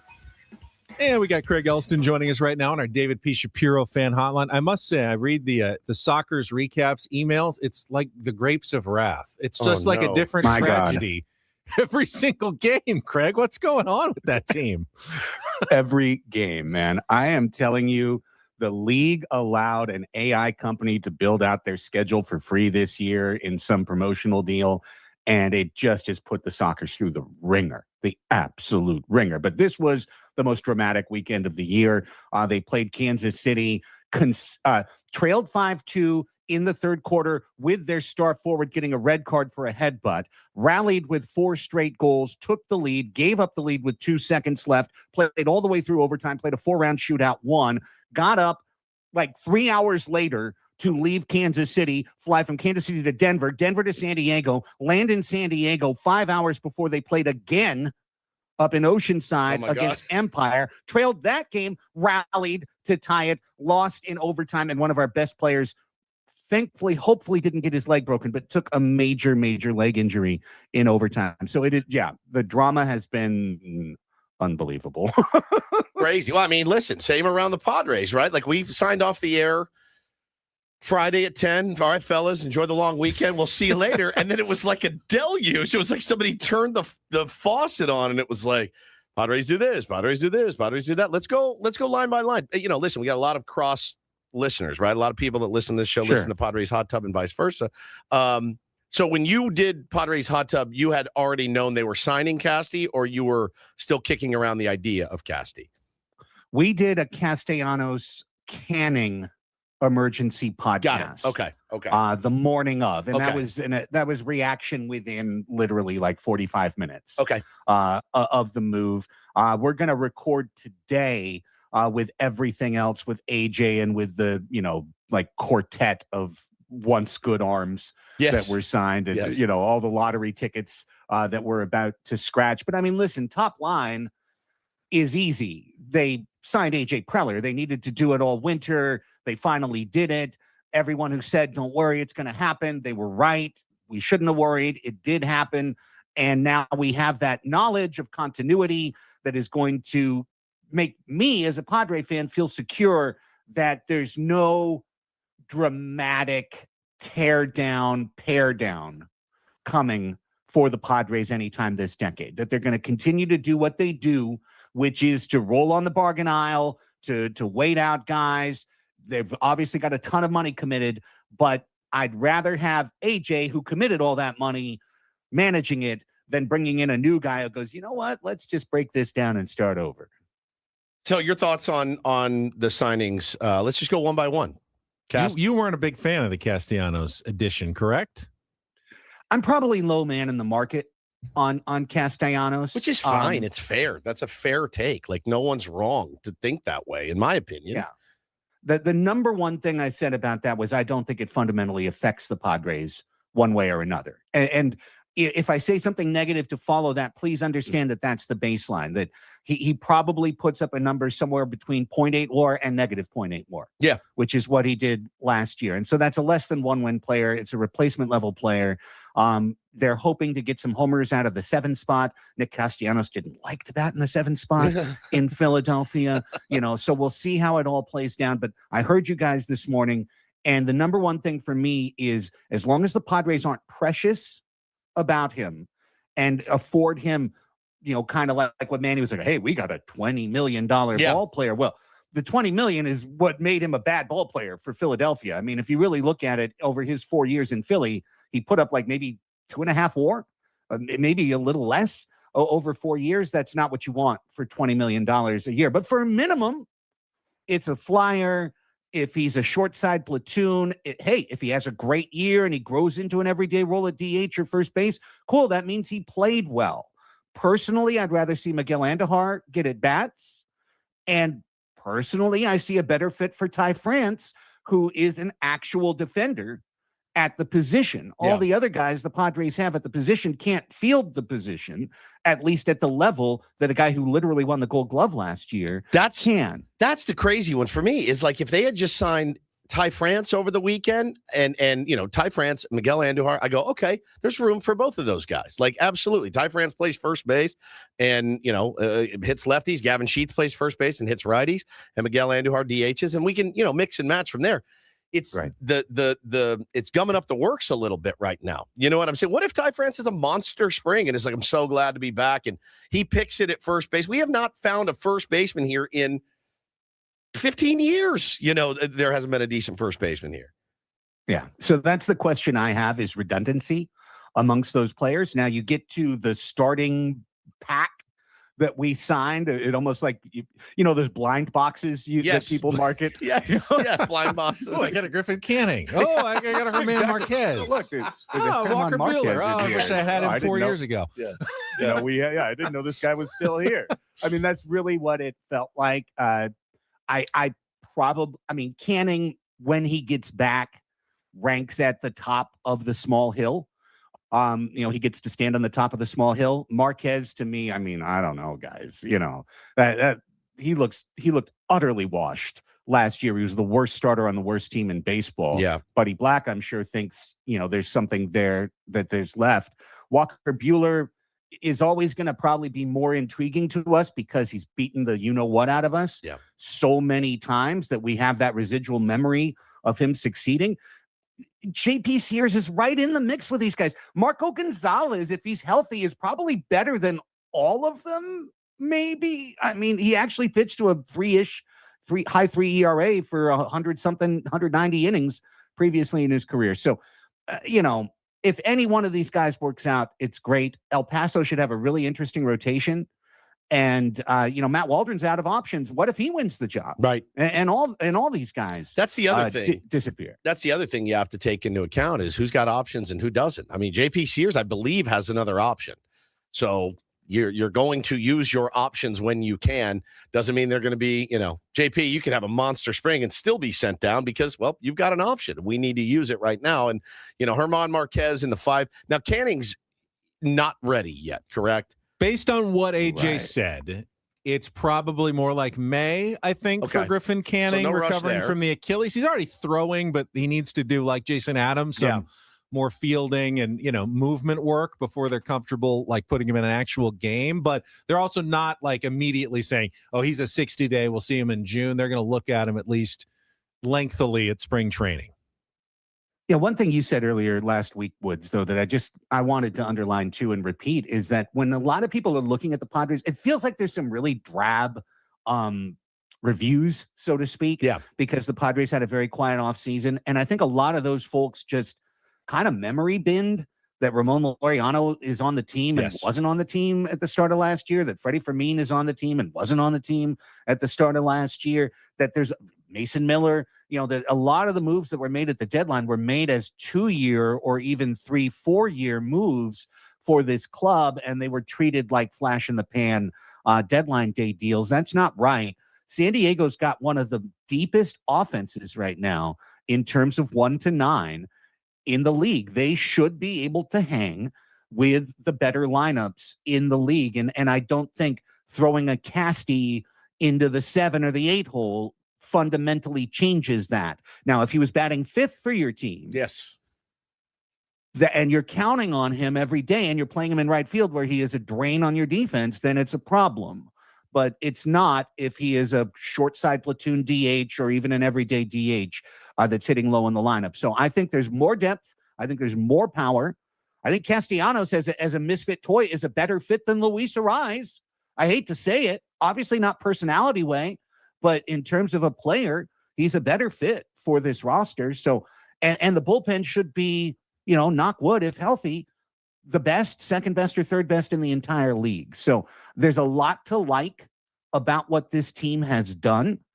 And there's a lot of question marks in terms of, can Michael King stay healthy? Can Joe Musgrove stay healthy and be effective? Are any of these guys coming off Tommy John going to be effective and regain their past form? If so, Padres will be a surprise story to a bunch of national writers who haven't paid a lot of attention. Talking to our pal Craig Elston here on Ben and Woods this morning. Yeah, and again, gumming up the works, what I said earlier, it is nice to have depth, and you never know what's going to happen. If Manny tweaks a knee or something, or somebody gets injured, it's nice to have other guys that can fill in, and play multiple positions. We were trying to think about it. The last guy on the bench, it's Bryce Johnson, Will Wagner, who do you think all three? Do you think France and Duhar and Casti all break camp with the team out of spring training? You can't. You can't do it, right? Unless someone's hurt, right? Like that's it. Yeah, they all play the same. They all do the same thing. They do the same thing. All right-handed first baseman-ish. I think they're hoping France will go down to AAA and be on standby in case the Castellanos experiment doesn't work or someone gets hurt and they need to call up a first baseman. I can't see him making the team out of spring training. It's going to be really hard because he hasn't had the offensive profile the last 3 seasons that allow you to kind of just roster him and count on him. But Ty France is a way better source of on-base percentage than Nick Castellanos ever will be, just with his hit by pitches alone. He is a better source of on-base percentage than Nick. Bottom of the order, does that matter as much? No. Castellanos is going to be hitting around Cronin for Fermin. Again, a Casti Crone Fermin 7-8-9. It's not terrible, man. Not terrible. And I read his numbers earlier in high leverage off left-handers, and it's solid. I mean, it's beyond solid. It's really, really good in Nick Castellanos. Crony and Francis getting plunked back-to-back multiple times all season long would be a great offense starter. But Fermin, sack bunts him over. Toddy drives him in, and we're cooking, man. Listen to me calling for bunts. 2-0 in the third inning every game. 2-0 in the third. Every single game. I'll take it. There it is. I'll take it. All right, so let's wrap this up. Do we all think that AJ, given the AJ caveat of he's never done, is done for this offseason? This is the team going into opening day, essentially? I think there's a trade. Really? Still. Yep, I do. I feel like there's going to be a trade coming. Like a splashy Really? trade? Really? I do. I feel like a fairly splashy trade. I Big do. league players. I mean, I can't ever say you're wrong because it's AJ. I just don't know where it is. It's I think out of what are they getting? What are they giving up? I don't think know. you don't see it. I mean, are they No. getting pitching? Are they getting? What are they getting? I don't know. I just don't know. I can't even speculate as to what it would be. What do you know? I don't know anything, but I read an article yesterday about big trades in spring training, and the Padres were mentioned as a team that would Because they be do it often. potential to do that. Yeah. Right. But we again, don't have anybody. you have bullpen. You have a bullpen replete with firepower, Jeremiah Estrada. and people would be interested in a David Morgan, a Jeremiah Estrada, a Brad Gleyber. In a heartbeat, they would jump at some of But these what are guys. we getting? What do we need? Don't know. Pitching? More pitching? Catcher, pitching. Who knows? I don't know. It could happen. Yeah. I'm just saying. I don't think think this is he's our team. done. You think this is it? All right. I mean, I think if this is our it team. is, I'm excited to roll. I mean, if it is the team, I think it's the most complete team coming out of spring training that they've had in a while. I mean, getting Michael King back was key. Elite. This offseason. They needed that. They need a couple Save of the these offseason. pitchers to hit, but it's way better than it looked like last year, 12 months ago. Isn't it? I mean, especially if you I knew think Dylan so. Cease was going to have a crummy season. You'd say, well, now they don't have Cease. Well, they didn't have a good Cease last year either. What a crumb bum he was. So, I mean, I think it's we'll find out, I guess, Craig. Appreciate it as always.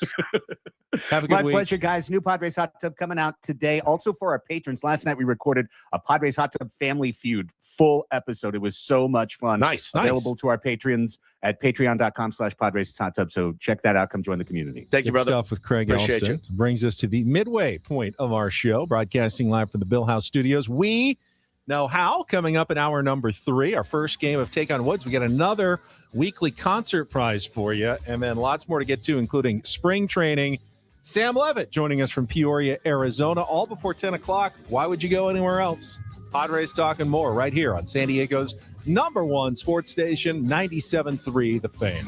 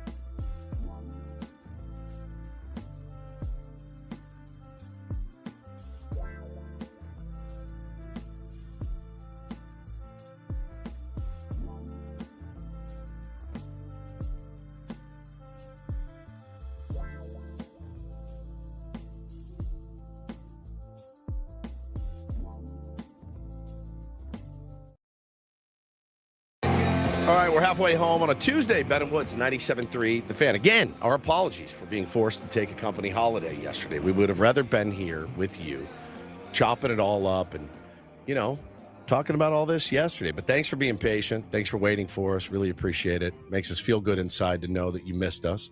It always feels good to be missed and loved. But thank you. We're sorry.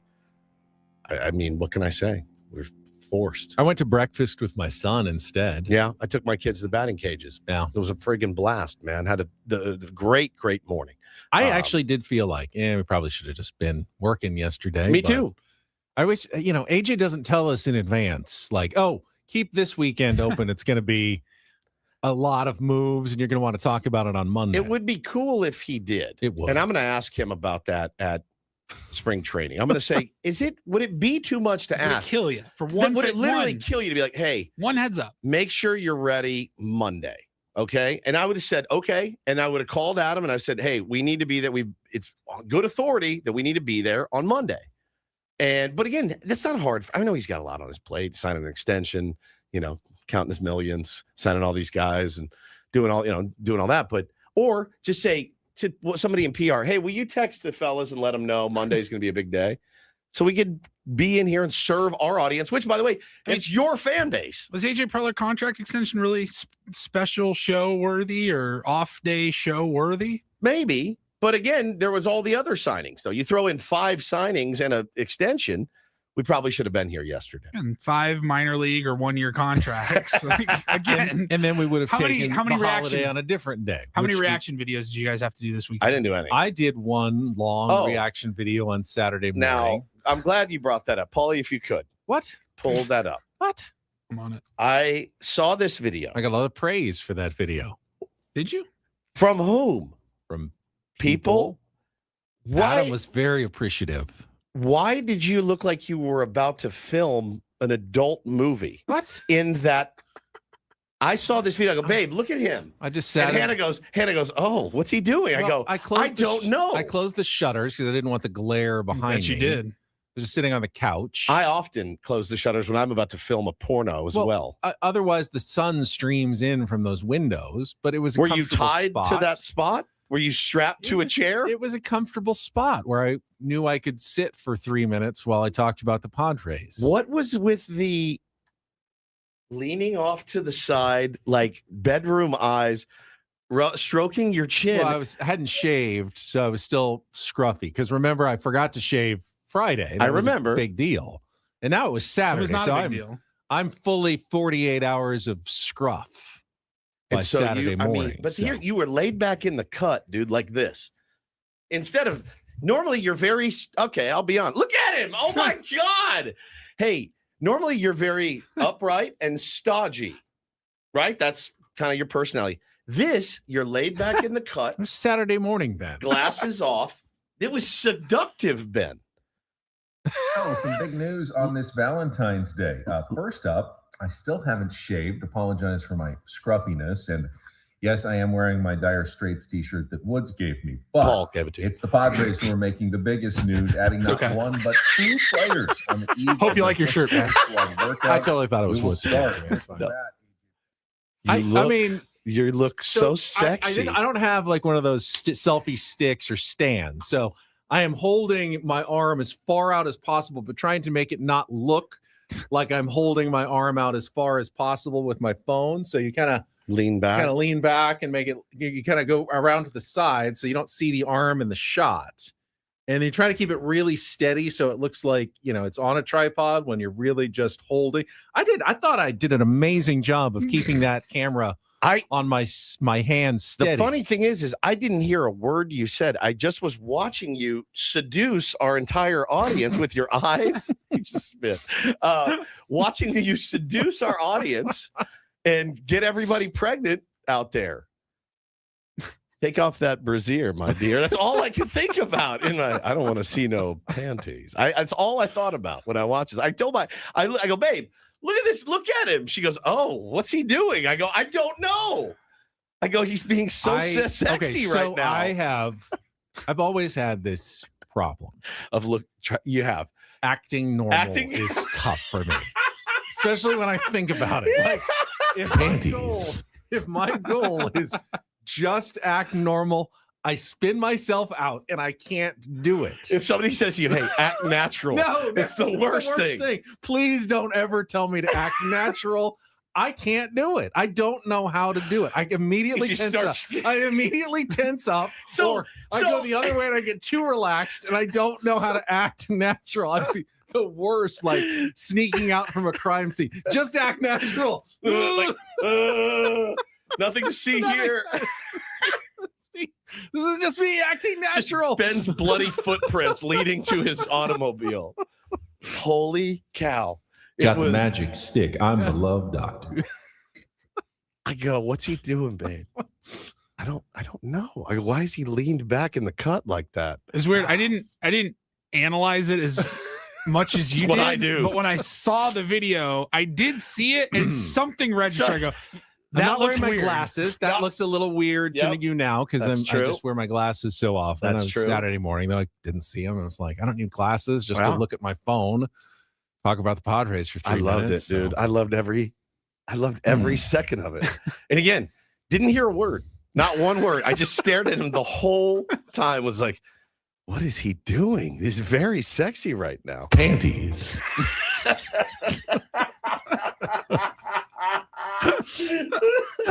It was great. No, I didn't do.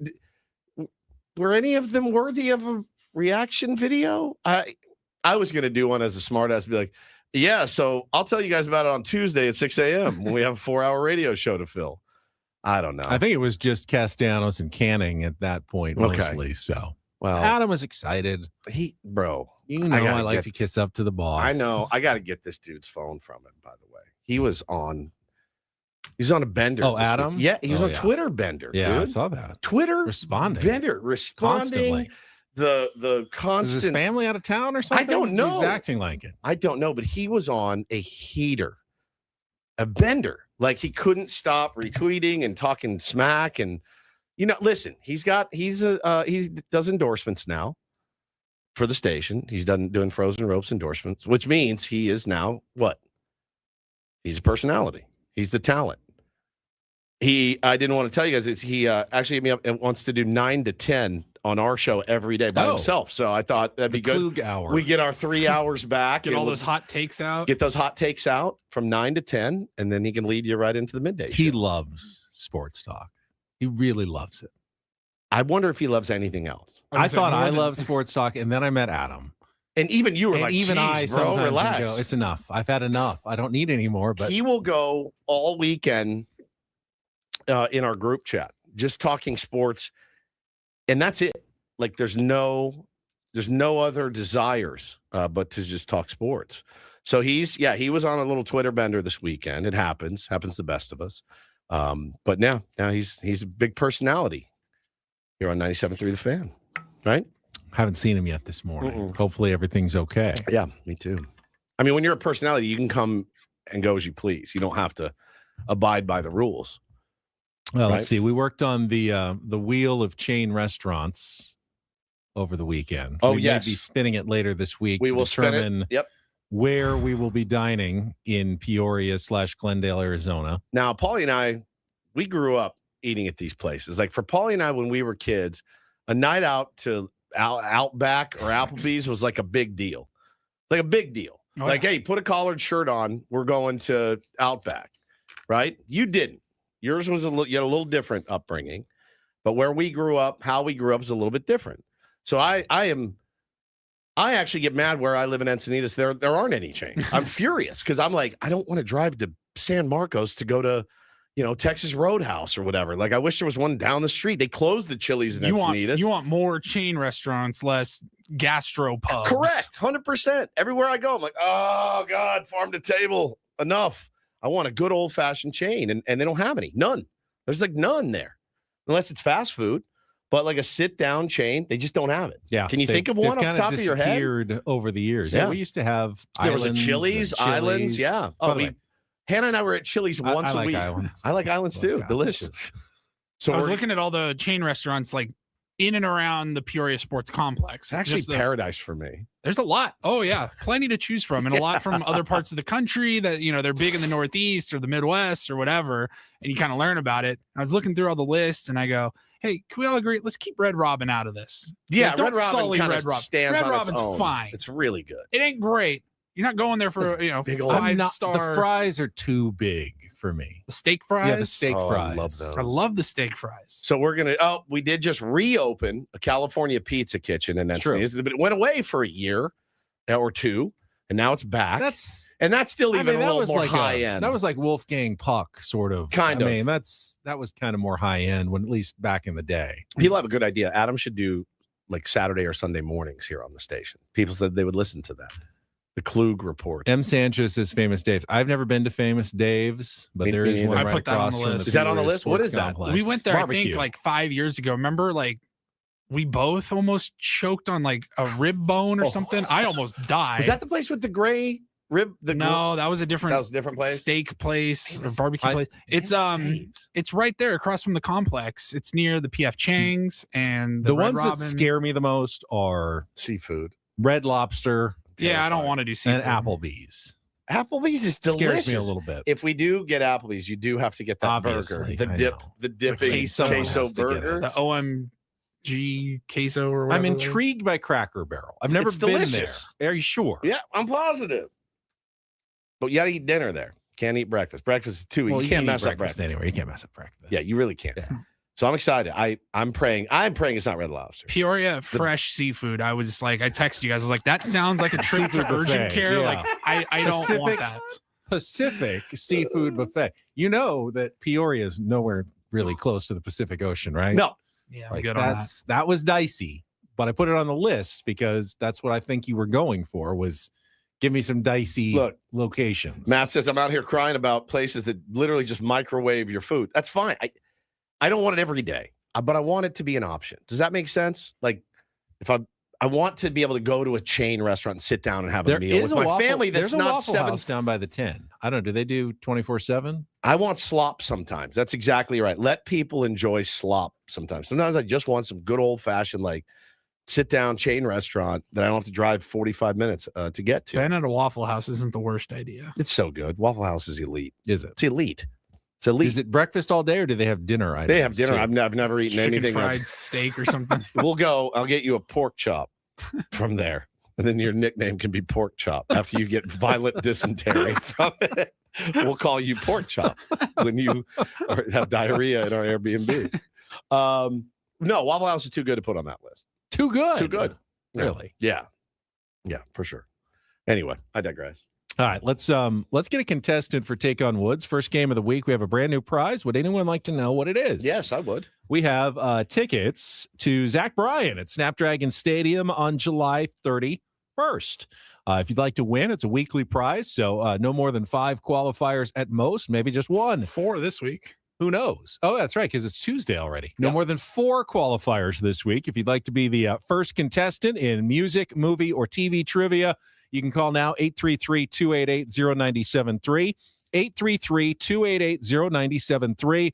Play our first game of the week coming up next with Ben and Woods on San Diego's #1 sports station, 97.3 The Fan. First, though, the best feeling in sports isn't just winning, it's knowing you were prepared. That same feeling matters in retirement. That's why Trajan Wealth helps people plan with purpose. TRAJAN Wealth.com. Their fiduciary advisors take the time to listen, educate, and build a wealth management plan that reflects your values, not someone else's idea of retirement.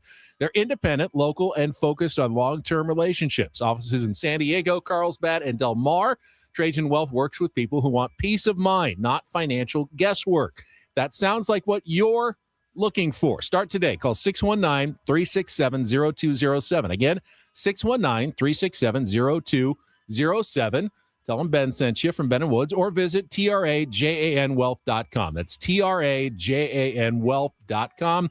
Trajan Wealth, plan smarter, dream bigger. Advisory services through Trajan Wealth LLC, SEC registered investment advisor. Client paid advertisement. Additional disclosures at TrajanWealth.com.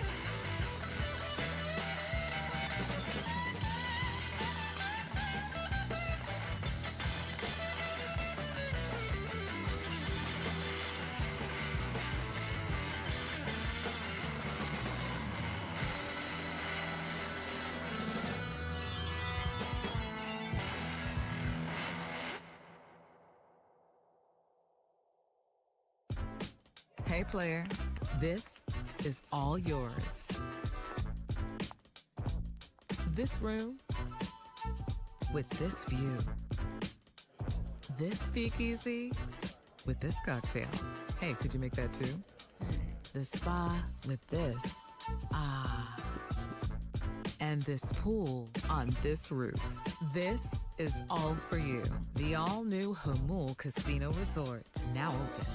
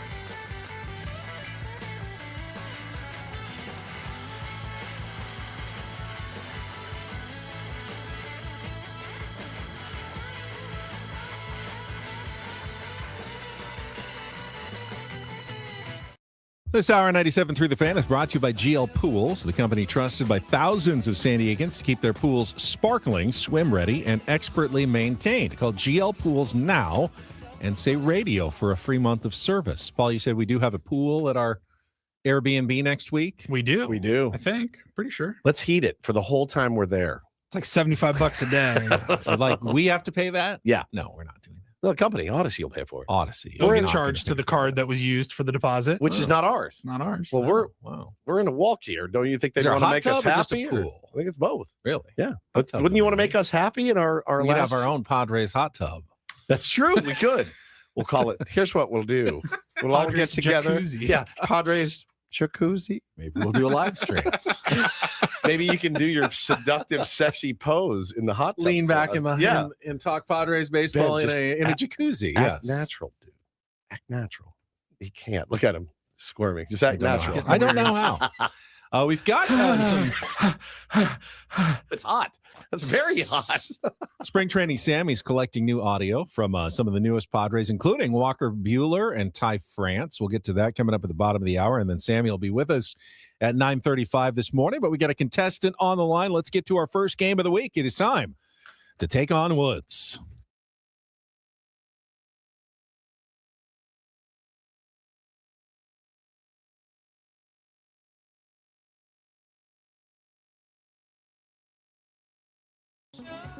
Take on What's brought to you by Bay Alarms, security and fire alarms for every business. We got you. And Daniel, act natural because you are our contestant here on Take on Woods.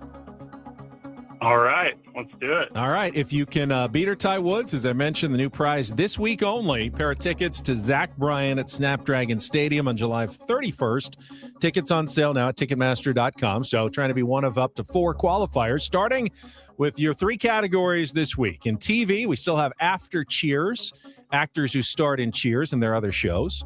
Movies set in San Diego, 5 movies in which San Diego plays a significant role in the setting. And our new music category, American Pie, all about the 1971 Don McLean classic and other songs that are referenced inside that song. So, TV, After Cheers, movies set in San Diego, or music, American Pie. Daniel, what would you like to play?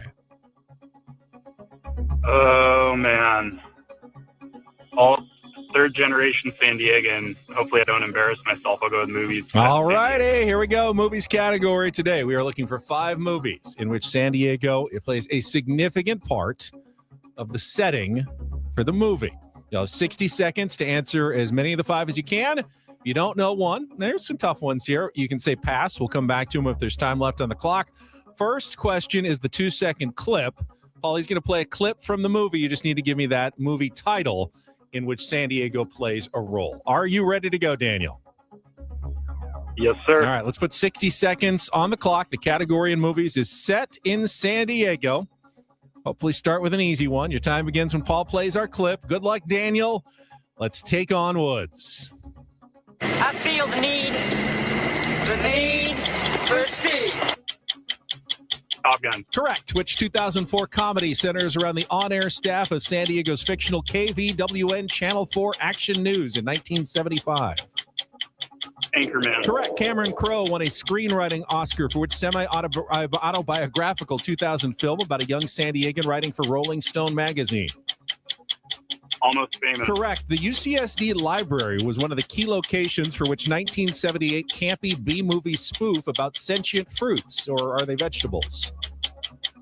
Is that Attack of the Killer Tomatoes? Correct. Long before Little Big League, Gary Coleman became the young manager of the San Diego Padres in which 1979 baseball movie, For the Win?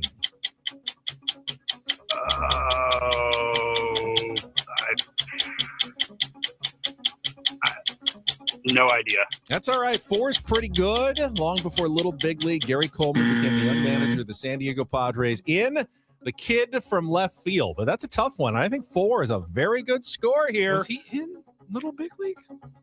The Kid from Left Field. Long before Little Big... No, the plot was the same. A kid becomes the manager. I thought you were movie. saying like long before he was in Little Big No, League. he wasn't in Little... I see what you're saying. No, the plot was the same. But it was not obviously not the same star. We were just having a semantics discussion. Daniel's score is locked in. Movies category. See if you can figure out what it's all about. 60 seconds on the clock. We'll begin with our 2-second clip. Your time begins when Paul plays the clip. Good luck, Woods. Let's take on Daniel. I feel the need Top Gun. for speed. Correct. Which 2004 comedy centers around the on-air staff of San Diego's fictional KVWN Channel 4 Action News in 1975? Anchorman. Correct. Cameron Crowe won a screenwriting Oscar for which semi-autobiographical 2000 film Almost about a young... Famous. Correct. The UCSD library was one of the key locations for which 1978 campy B-movie spoof about sentient fruits, or are they vegetables? Attack of the Killer Tomatoes. Correct. Long before Little Big League, Gary Coleman became the young manager of the San Diego Padres in which 1979 baseball movie? Oh, I've seen the picture a billion times. A billion times. I think taint would be inappropriate here. I don't know. It's The Kid from Left Field, Kid from which Left means Field. you both played the same game. 4-4, which is 4-4. good enough for Daniel to qualify for the tickets to Zach Bryan in our movies category, set in San Diego. Like it. 4 and 5 movies that were set in San Diego, California. What else? I've never seen Attack of the Killer Tomatoes. I haven't either. But I've heard a lot about it. I haven't either. I didn't know it was set here. I definitely saw The Kid from Left Field growing up. Did you? Would I have been able to come up with that answer given a role reversal? I'm not sure I would have remembered the title. But the other 3, I think I would have got. Oh, yeah. I know you're probably a big fan of Almost Famous. Love it. Love it. Great movie. Great movie. And I'm a big fan of Top Gun. What was the other one? Anchorman. Yeah, I liked it. I'm over it. Obviously, it's been overplayed a bit. It really is a good movie. It's it's probably the best. When it Will came Ferrell out, you're movie like, in my that's mind. It was great. That's It was great. And then it was, 20 years later, it's, you guys, going to Whale's Vagina this weekend. Oh, no kidding. Awesome. First time anybody's ever tweeted that, you dill hole. Hey, I'm heading to San Diego. Anything I should know? I have many leather-bound books. God. Little overplayed. It's all right. It happens. Happens the best of them. All right, then let's take a little break. Well, did you know? Oh, by the way, Cameron Crowe, before he wrote Almost Famous, wrote Fast Times at Ridgemont High. Of course, I did. And of course, he spent a year undercover Claremont, which is where Major Garrett went to high school. It's incredible. Major Garrett went to the Fast Times at Ridgemont High School. It's the Cameron Crowe biography is incredible. It's like San Diego through and through. It's incredible. He used to go to the Globe Theater when he was a kid. His mom used to drag him to the Globe to watch productions of Shakespeare and things like that. I mean, it's just really, really, if you like San Diego, there's a lot of it in there. Got another Hollywood San Diego connection to get to in the 9 o'clock hour as well. Indeed. All right, that's the Roundel Report. First, though, we'll hear from two of the newest Padres. New audio from spring training in Peoria coming up next with Bennett Woods on San Diego's #1 sports station, 97.3 The Fan. But first, my friends, let's talk about your health. Let's talk about getting you and your family the absolute best water that you can for your home or your office. We've got it here in the office, too. First thing, I wake up, grab my jug. So got them jugs, don't you? I do. And I just crush it. I crush a bunch of Eco Water right when I wake up. It just starts my day off right, kind of a deep soak for the system. But Eco Water brings the soft life right to your kitchen sink with mineral-rich alkaline water, balances your pH. It fuels your body with filtered luxury. No plastic, no poison, just absolute satisfaction every time. Been a huge fan ever since we got the system put in our home about 4 years ago. And there's no end in sight. Like if we go, it's coming with us for sure. Or we'll just get another one. We have gotten very, very accustomed to Eco Water coming out of every faucet in our home. So call 760-350-3338. Again, 760-350-3338. Make the switch now from the big jugs to Eco Water. EcoWaterSoCal.com. Let them know Woodsy sent you. Not everything in life should be hard, especially your water. Check out Eco Water. They've been keeping it soft since 1925.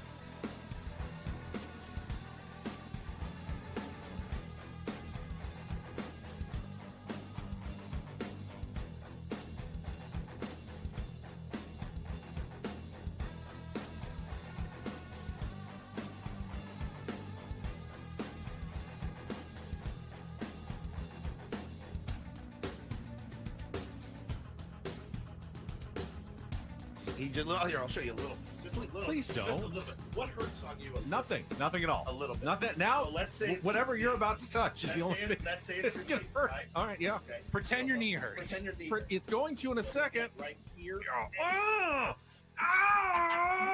that is not pleasant. Hey, player, this is all yours.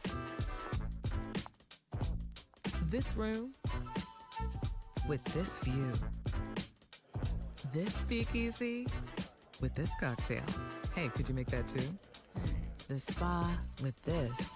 Ah. And this pool on this roof. This is all for you.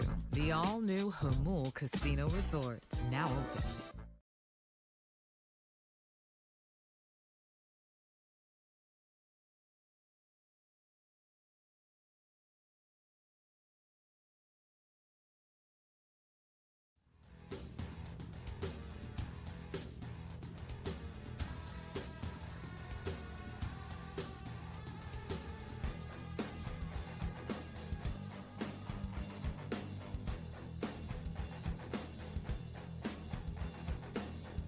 It's been brought to my attention that Major Garrett went to Madison High School growing up in Claremont, not Claremont High School. Of course, he was an editor of the school paper and everything.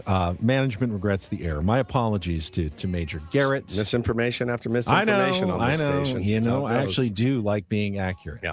But he grew up in Claremont, did not go to Claremont High School. Yeah. Where Fast Times in Ridgemont High was based off. I loved that movie. It still holds up. It's like 50 years old, and it's still just perfect. Perfect. Really is a good one. Is you like Stacey? You got the iced tea? I probably will. Oh, I love Damone. Best character of a movie ever. Ever. Captures both the frivolity and awkwardness of youth. Yeah, quite no doubt. well. No doubt. It is just the most, it still works. It's so old and it still works. I can't wait to show my kids that movie. A little young for now. I've got a pet peeve already at spring training. Oh, yeah. Kind of mentioned it earlier, but now I saw more video. Stop asking players what they think of the Dodgers spending. Why don't you stop telling media how to do their job? Well, I mean, what are we going to ask Well, them? not about the Dodgers spending, because I know what the answer is. We love it. The latest was we posted the video if you want to see it at 97.3 The Fan SD. I think it was Jake Arriani said, "What do you think of the Dodgers spending to Fernando Tatis Jr.?" Shocker.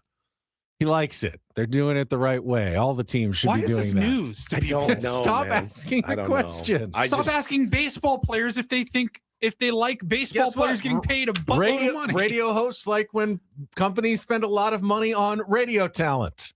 TV hosts like when TV talent is paid well. Baseball players like when baseball players if you're are paid well. a checker at Vaughn's, don't you want more Vaughn's checkers to get paid a lot of What do you money? think about Lazy Acres? Raising the salary of the checkout. Love it. I think all a great idea. They all bring grocery in- stores should do that. They of bring course. in like the elite of the elite. The guy's making like, I don't know, he's making like 300 grand. They're like, wait, you watch him. Though, Some dude. guy from Kroger in the Midwest gets transferred. Bam, bam, bam. I There's think all grocery stores should be doing that. Of Yeah. course.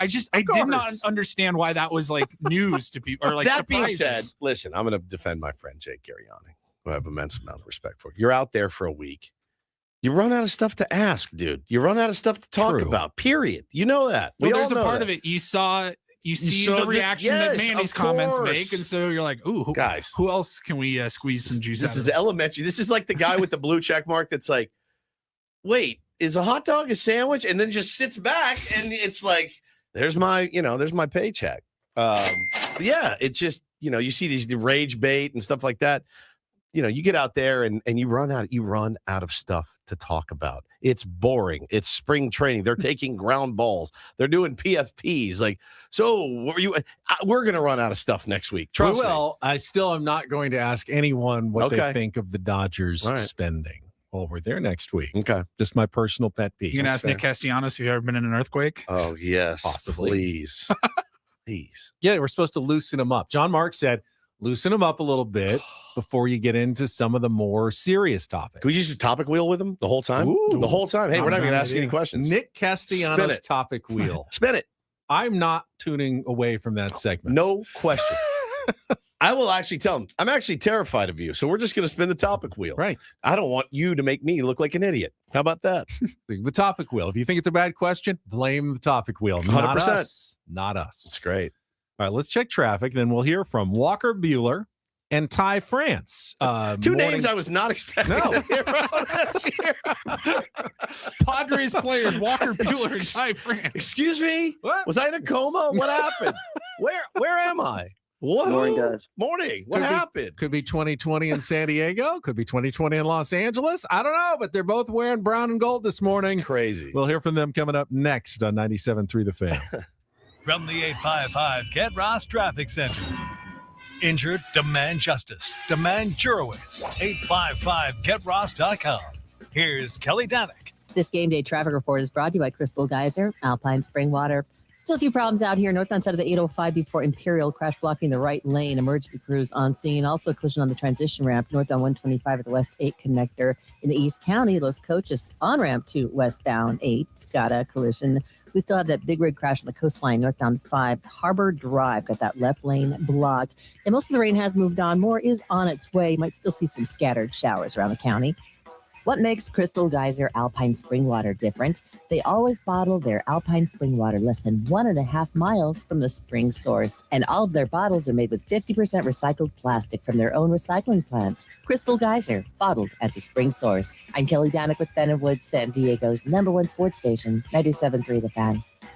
Don't know in the history of Ben and Woods if a signing by A.J. Preller has elicited the same kind of reaction that the Walker Buehler news did last night. Yeah. From the three of us. The three of us and like 95% of the fan base. I don't think Walker Buehler is going to wreck this team in any way. No, I don't either.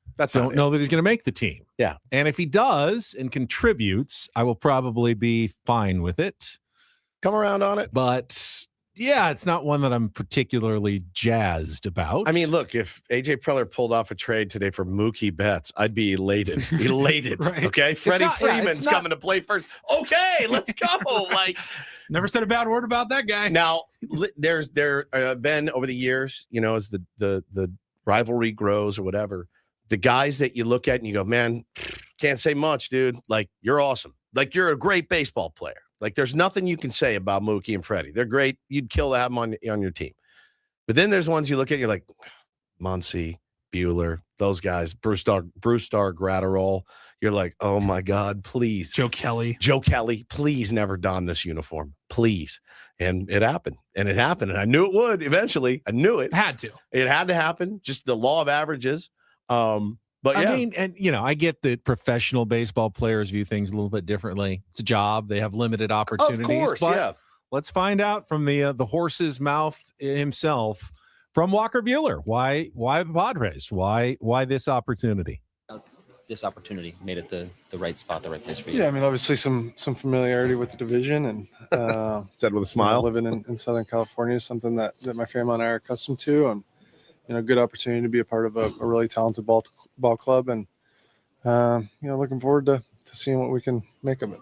How are you kind of viewing the spring, the competition? Obviously, there's spots available here. What do you view of the opportunity? Yeah, I mean, I think largely same. I've kind of viewed every spring and come in and try and make the team and contribute kind of any way I can. Obviously, I'm a starter and want to start, so here to try and make the rotation. How do you view the last couple of years? Have been these really good stretches, and then there's been some, times that haven't been. Yeah, I mean, my elbow and my body's kind of been through some stuff, and kind of took a different approach and moved out here for the off season and got my body in a little bit better spot. And I liked a lot of the stuff that I was kind of working on in Philadelphia, and just didn't stop throwing and kind of kept working through some of that stuff. And I feel like the delivery's a lot closer to what it was kind of pre 22. So you don't take the end of one season into the next all the time, but do you feel like that could be for you? Yeah, I mean, that's the plan, right? I threw the ball well over there, and getting the velocity back as well as the delivery has kind of been the big thing. And the second half of last year was relatively successful compared to the first half, and there's obviously some stuff we want to continue to build on there and get some of the velocity, the explosiveness, whatever you want to call it back. But took this offseason just a little bit different, and I feel like it kind of has worked out well. Did it feel a little weird walking? All right, here, Walker Buehler. It's the one I want to hear. Yeah, it feels a little weird. I imagine 5 years ago it would have been a lot more weird, but this is a crazy game, and this is a great opportunity for me to again be a part of a really talented baseball club, and that's what I'm here to do. Okay, that's the one question I wanted. Is it? Okay. Yeah. I wanted did it feel weird walking Paulie pulled in off the video. I thought he was stopping it. That's why I started talking. Scared me. That's the one I wanted to hear. Angelo made a good point. Fernando Valenzuela, seemingly washed, but had a decent season for the Padres. 1996. He was likable. I enjoyed watching Fernando with the Padres in 1996. I really did.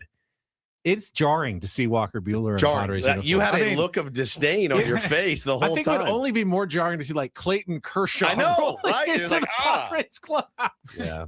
Max Muncy. It's jarring. Justin Turner. Yeah, JT, you're like, oh, that does not work. Very weird. Walker Buehler, definitely the biggest name. We've had a couple of guys over the years, the Trace Thompsons and Matt Beatties, but this is like a name now where you go, I remember you pitching in significant games against the Padres. Dominating. Shoving. Yeah. Cody said he seems ashamed. Did you get that? Like, he's been humbled a bit. I don't like that idea. All right. Hang on. You just said something. Do we ask for him next week? Sure. Oh, yeah. Sure. I mean, yeah, Vince, we know he hasn't been on the Dodgers for a while. It doesn't matter, dude. Doesn't matter. See, somebody said, I think it was C20 Moreno in the chat said, just be great. The Red Sox paid him like $20 million last year or something insane. You had him on a minor league deal right now, minor league deal. So how old is Walker Buehler? 31. 31. All right. Let's say Matt Kemp, by the way, magically fixed the arm and has 7 great seasons with the Padres to the point that everyone's forgotten about his Dodgers days. And when he goes into the Hall of Fame, he does so wearing the San Diego so Padres glad I made cap. the switch to. It was a little weird when I walked in, but I'm so glad I made the switch to the brown and gold. Thank you, Friar Faithful. Call it a reverse Adrian Gonzalez. Thank you for the faithful. Thank you for the faithful. I think it's more ask yourself at the end of his career, if you were to walk through Walker Buehler's, basement or wherever he keeps all his cool stuff. Yeah. Is there anything of him wearing Padres brown and gold? It depends on how he does. Right. But yeah. Well, listen, we root for the laundry here, so welcome. Good to have San you. Diego. Ty France, meanwhile, kind of a different story. He came up with the San Diego Padres, and then in 2020, in the pandemic season, he was traded, the ill-fated trade to the Seattle Mariners. Ill-fated for the Padres because that deal did not work out.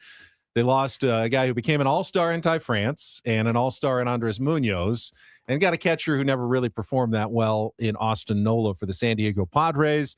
Of course, Ty France, the last couple of seasons, has bounced around a bit. He's been to Minnesota. He's been a couple of other places since leaving Seattle and not been the all-star performer.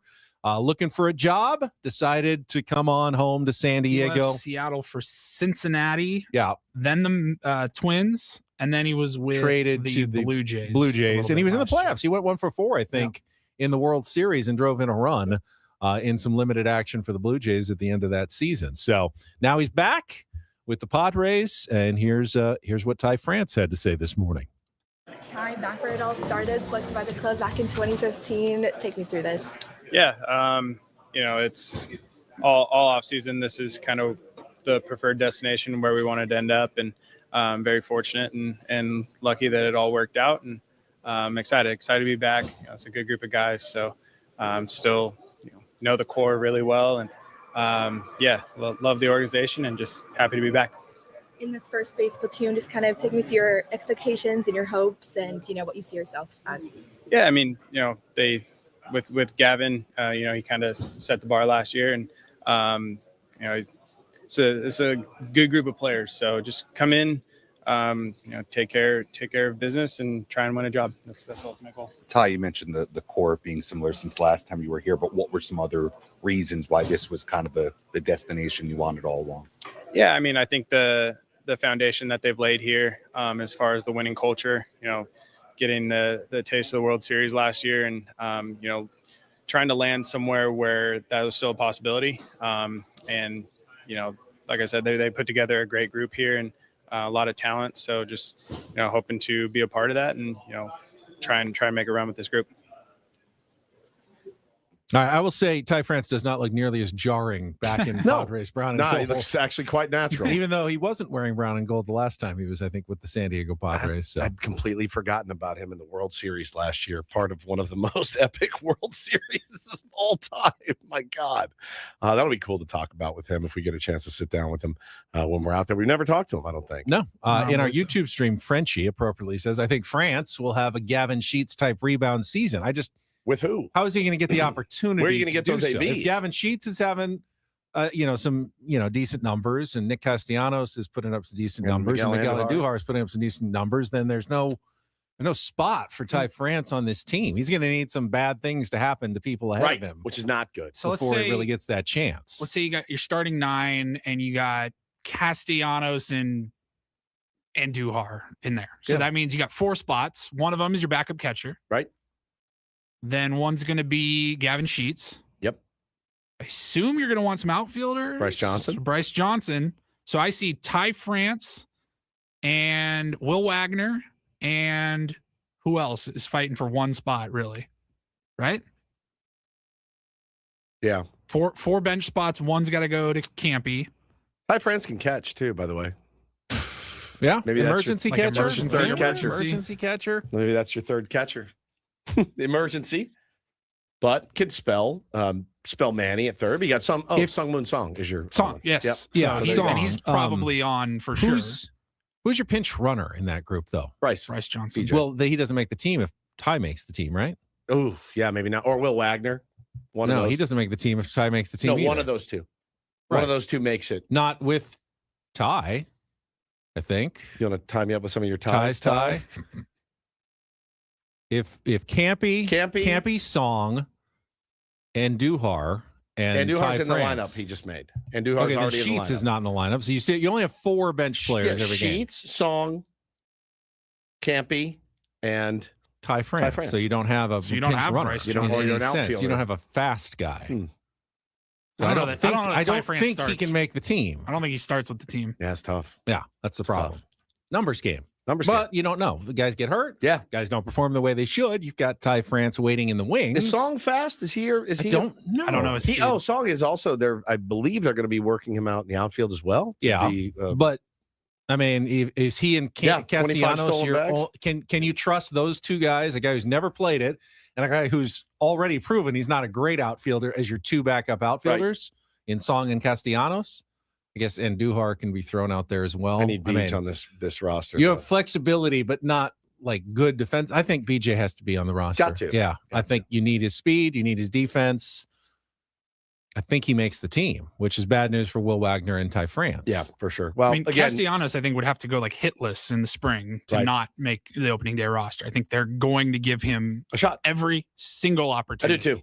So he's pretty much locked in. I think Gavin Sheets in that random lineup that I threw out there, he's a lock, obviously. Yep, he's a so lock. really, I think it's pretty much and set. Campy's a lock. And so Campy's, you have need to have one backup. bench spot.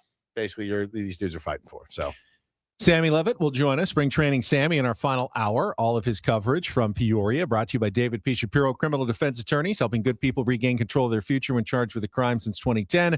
Visit davidpshapirolaw.com. We will get our Rondo report, get some headlines, talk some Aztecs basketball. Have not really gotten into their game on Saturday too much, or tonight's game against Grand Canyon.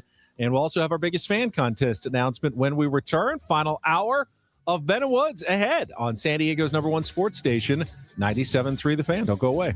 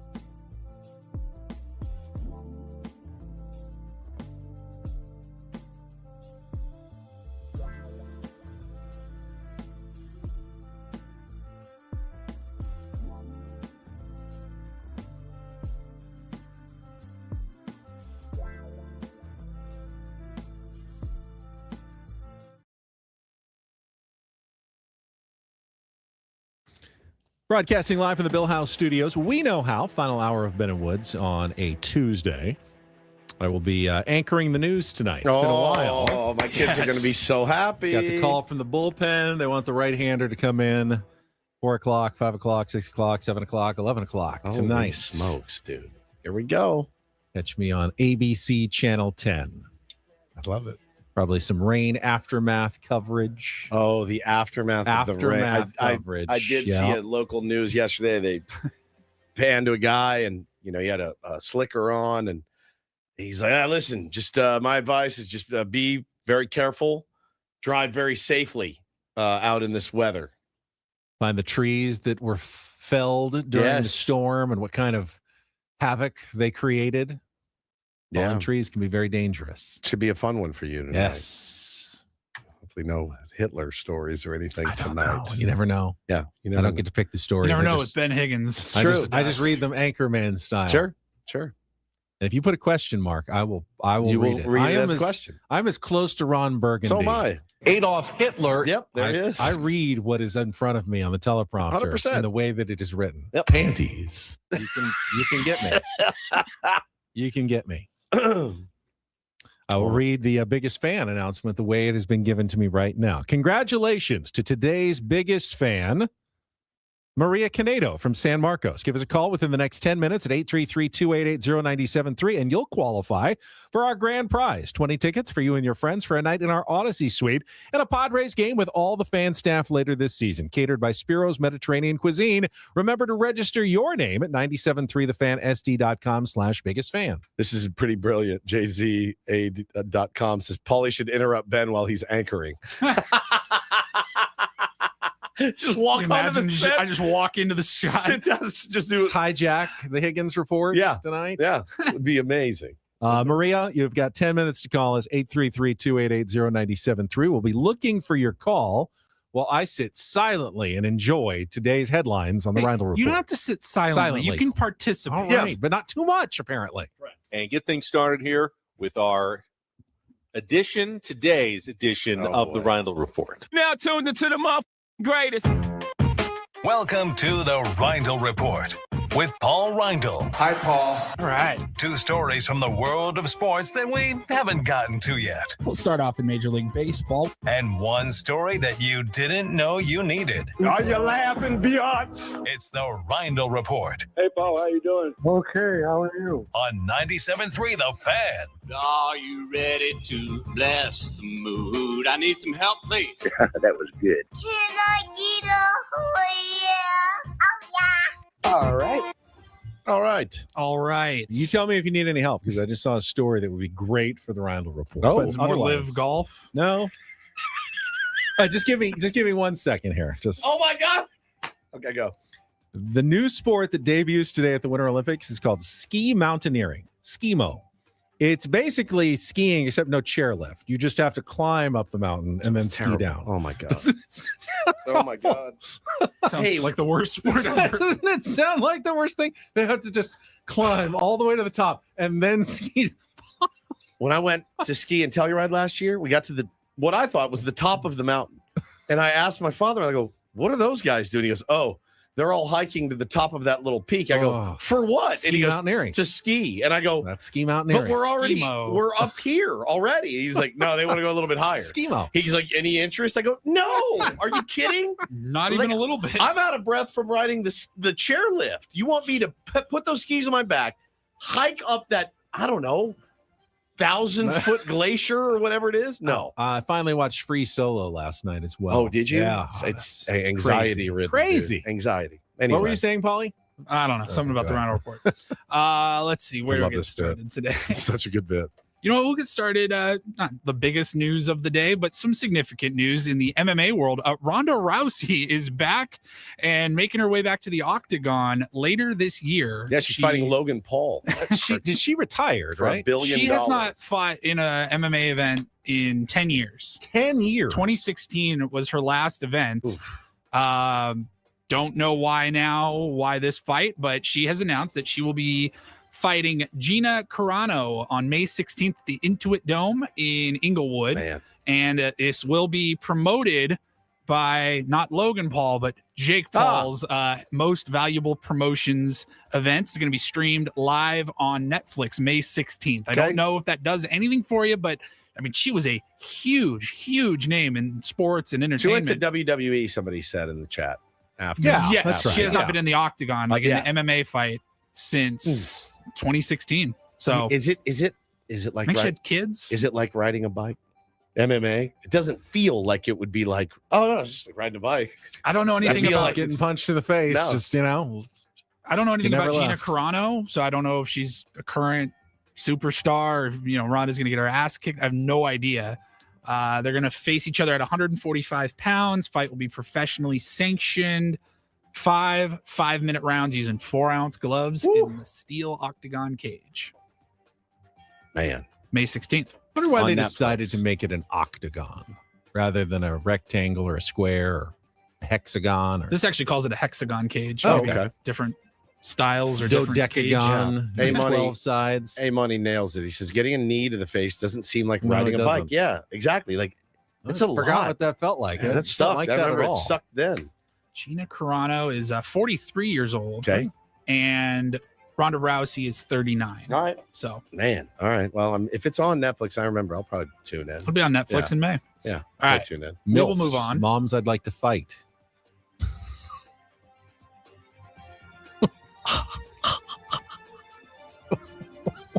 But that's basically they're 40s, kind of. That's what they're doing.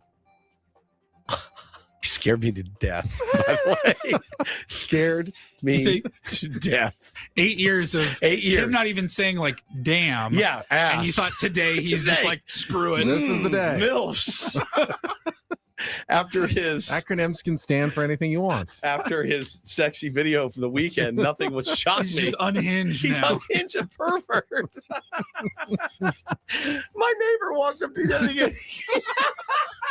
He goes, "Hey, Higgins is a freak. He brought the freak out in him." I go, "Yeah, Ron, you're right. I have." He was so repressed for many years, and look at you now. He scared me. My heart's racing. Molly, if you can see my pulse right now, let me see if I can see it on my watch. Dude. Check your watch. I'm not joking you. I'm at like 96 beats a minute right now, dude. Man. He looked me dead in. I was thinking the same. I was like, Moms, I'd like to fight. Like what? Where's this coming from? Whew, whew. All That was close. That was really good. Man. Oh man. All right. Well, Excellent work, Benjamin. moving on from that, I think we're going to talk a little Aztecs hoops maybe later this hour. So we'll save their win against Nevada. But San Diego State adjacent, were you guys all aware that the NBA dunk contest happened this weekend? I saw the friggin' They held it in the middle headline. of the dunk contest was like on Friday night, right? And then Sunday was the All-Star game in like the middle of the day. Oh, Saturday night. So they, and then, they did yeah. Saturday, Sunday. Now Saturday was Valentine's Day. I legitimately don't know if that played a role in this. The events took the 3-point shootout, the rising star, all this stuff on Saturday night. It was at the Intuit Dome in Inglewood, but they started at like 2:00. Like the dunk contest was underway at 3:00. Now they didn't I want know to conflict with the Olympic primetime coverage or something. It's very original for anybody to get into a microphone and be like, the dunk contest back in my day was what it was. You're right, it was better. But I never remember it starting at like 2:30 in the afternoon on a Saturday. And that's where we were. So again, I don't know if that was like, hey, all these guys want to go out tonight. Like maybe we do it early and let them go out in LA. I have no idea. I don't remember them ever being that early. But yes, Saturday afternoon on Peacock, former San Diego State standout Keyshawn Johnson won the dunk contest. He was And always a freak. The guy could jump out of the gym. he did. I think he did 4 years here. Was it 4 He full transferred. seasons? No, I think he transferred to Arizona his last season. Yeah, I know he transferred. I think he played 4 and then he got then the transferred COVID his year. last year. Yeah. But he was pretty impressive. Now there was one dunk from the Lakers. Jackson Hayes, I believe, was the name. It was his first attempt of his first dunk. Now I think he got like 90 seconds on the clock, but you also only get 3 attempts. And an attempt is like you tried to slam the ball down, you just missed. If you never actually jump and try to make the ball go down into the basket, doesn't count as an attempt. He was down to about 10 seconds. He only had 1 attempt still. He could not do the dunk that he was trying to. I just saw it. And the announcers were saying like, man, like a dunk like that, if you do it on the first, it's awesome. If you try it 5 times and finally get it down, it's still a cool dunk, but it kind of loses its luster. He eventually just had to settle for like, I have to throw something down. I have to get a dunk in. It looked like something that you could see a guy at 24 Hour Fitness do. It was just a very average. You just don't want to be disqualified. He got it down. Like Dwight Howard gave him like a 47, and the judge was like, "Are you insane?" Dwight Howard's like, I don't know, man. I've been up for 3 days. But then Keyshawn Johnson got up there. He dunked over E40. He's from Oakland, so he had E40 out there on the court, and he dunked over him. He had a few other spectacular dunks. I know the dunk contest is not, Dr. J or Vince Carter or any of those guys, the greats from the day, back in the day, but it was still actually pretty entertaining. All right, There's some freakishly athletic dunks. Here's what SB Nation had to say about it 30 minutes ago. The headline, the NBA needs to put the dunk contest out of its misery. It said the 2026 NBA Slam Dunk Contest wasn't just bad. It was pathetic. The decline of the dunk contest has been well documented. Saturday night was the competition's rock bottom. Wow. I'm not here to defend the NBA dunk contest by any means. I watched because a San Diego State player was in it. Yeah, he did a really good, flipped it up, through his legs, behind the backboard. He was good. Like that, his dunks would play in any era, in any year. Congrats. It's going to be the Jackson Hayes dunk. That's the one that's going to be played on loop, and everyone's going to say they need to end the dunk contest because it looks like it's like me on the 8 footer. Exactly. It was just the most basic ass dunk. You can't really describe it more than just he just ran up and put it down.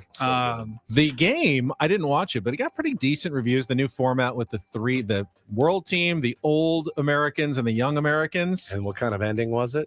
An Elam ending. They had the overtime first to 5 win. Oh, Betty. Actually, there were some decent, they played basketball, at least stretches of basketball. There was glimpses of actual basketball. From what I saw, Kawhi hit a 3 to bury the other team. And Edwards was the MVP, but Kawhi had a great all-star performance and could have been MVP as well. Somebody in the chat says Mac McClung. I was going to bring that up. Mac McClung, you might remember him, seeing the highlights from the last few dunk contests. He's the G League player that's 5'5" and has ridiculous bounce. He posted videos of him dunking in just some gym on the same day as the dunk contest, and everyone's like, that was better than every dunk that we just watched on Bring him back. But he did not get the invite. And then finally, gentlemen, we got to do a shout out to his family for a legend in the game. Robert Duvall passed away yesterday at the age of 95. Again, more of a hat tip. Oh, yeah. At 95. I don't think you asked what happened. No, yeah. No, he's 95 years old. The guy was, he's just one of the best to ever do it. And I was yesterday years old when I found out he was a San Diegan. I was also. Which is crazy. Because why is he not celebrated as a San Diegan? I don't know how long he was here. Right? Wikipedia, since when has that mattered? His Wikipedia said he was born in San Diego. As long as you were born here, that's all that matters. Navy tailor, spent most of his childhood in Annapolis, Maryland. But where was he born? Born here, apparently. There you go. And you didn't know this. I did not know it until yesterday. I don't know why. I feel like I knew that. I don't know if somebody was saw him on a flight or something at one point. I thought I knew he had some ties to San Diego, but you look at his, even just his Wikipedia write-up or whatever, any write-up on him, some of the movies that he was in, he really clears for over 50 years. He was so good. I asked Ben this question last week, and it's blasphemy on my part. I never saw Lonesome Dove. Never saw it. It came out in 89. I was 14. You're not going to get 14-year-old Woods to sit down and watch a Western miniseries. You just weren't. It wasn't going to happen, right? Right. No boobs in it. I'm out at 14. So I never came back to it. I've heard he's incredible in it. Did you ever watch it?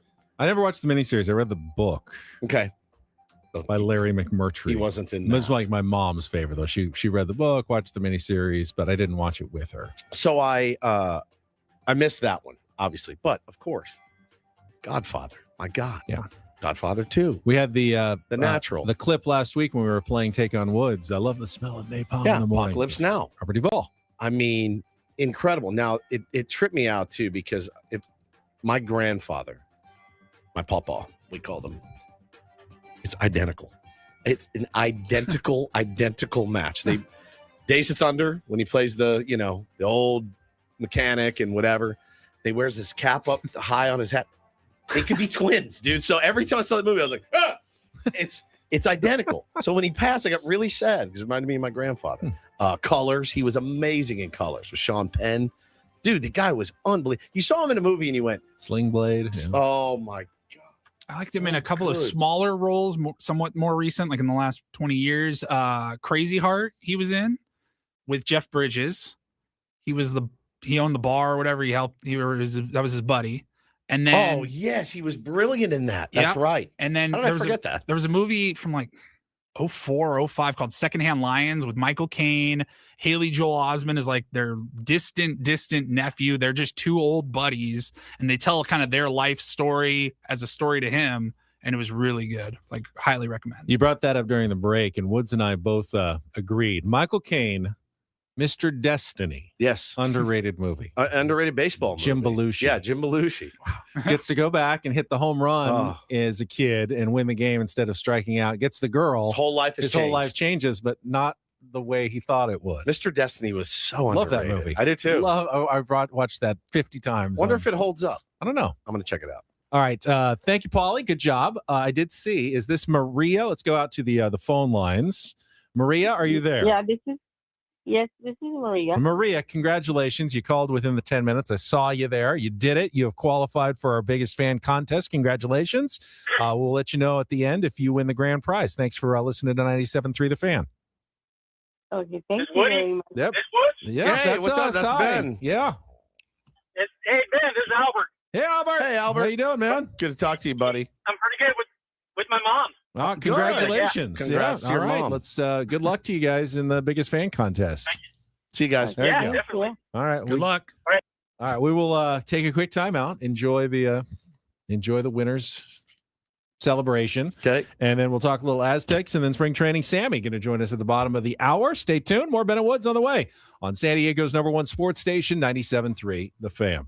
First, if you would like to start the SDFatLoss.com program now, by like the second week of baseball season, you can be a brand new you, down 10 to 20% of your body weight in just 60 days. I'm speaking from experience. I lost 40 pounds in 60 days.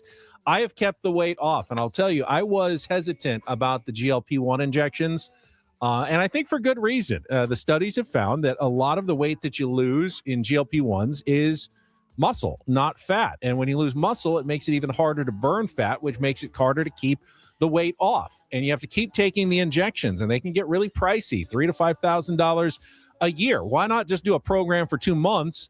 You're going to lose the weight quickly, safely, and then sustainably where you can keep the weight off because it's all based on real foods, stuff you eat at the grocery store. I ate a lot of chicken and steak, vegetables that I liked at the right portions, the right times, lost the weight fast. If that sounds good, set up your free consultation at sdfatloss.com. Do it today.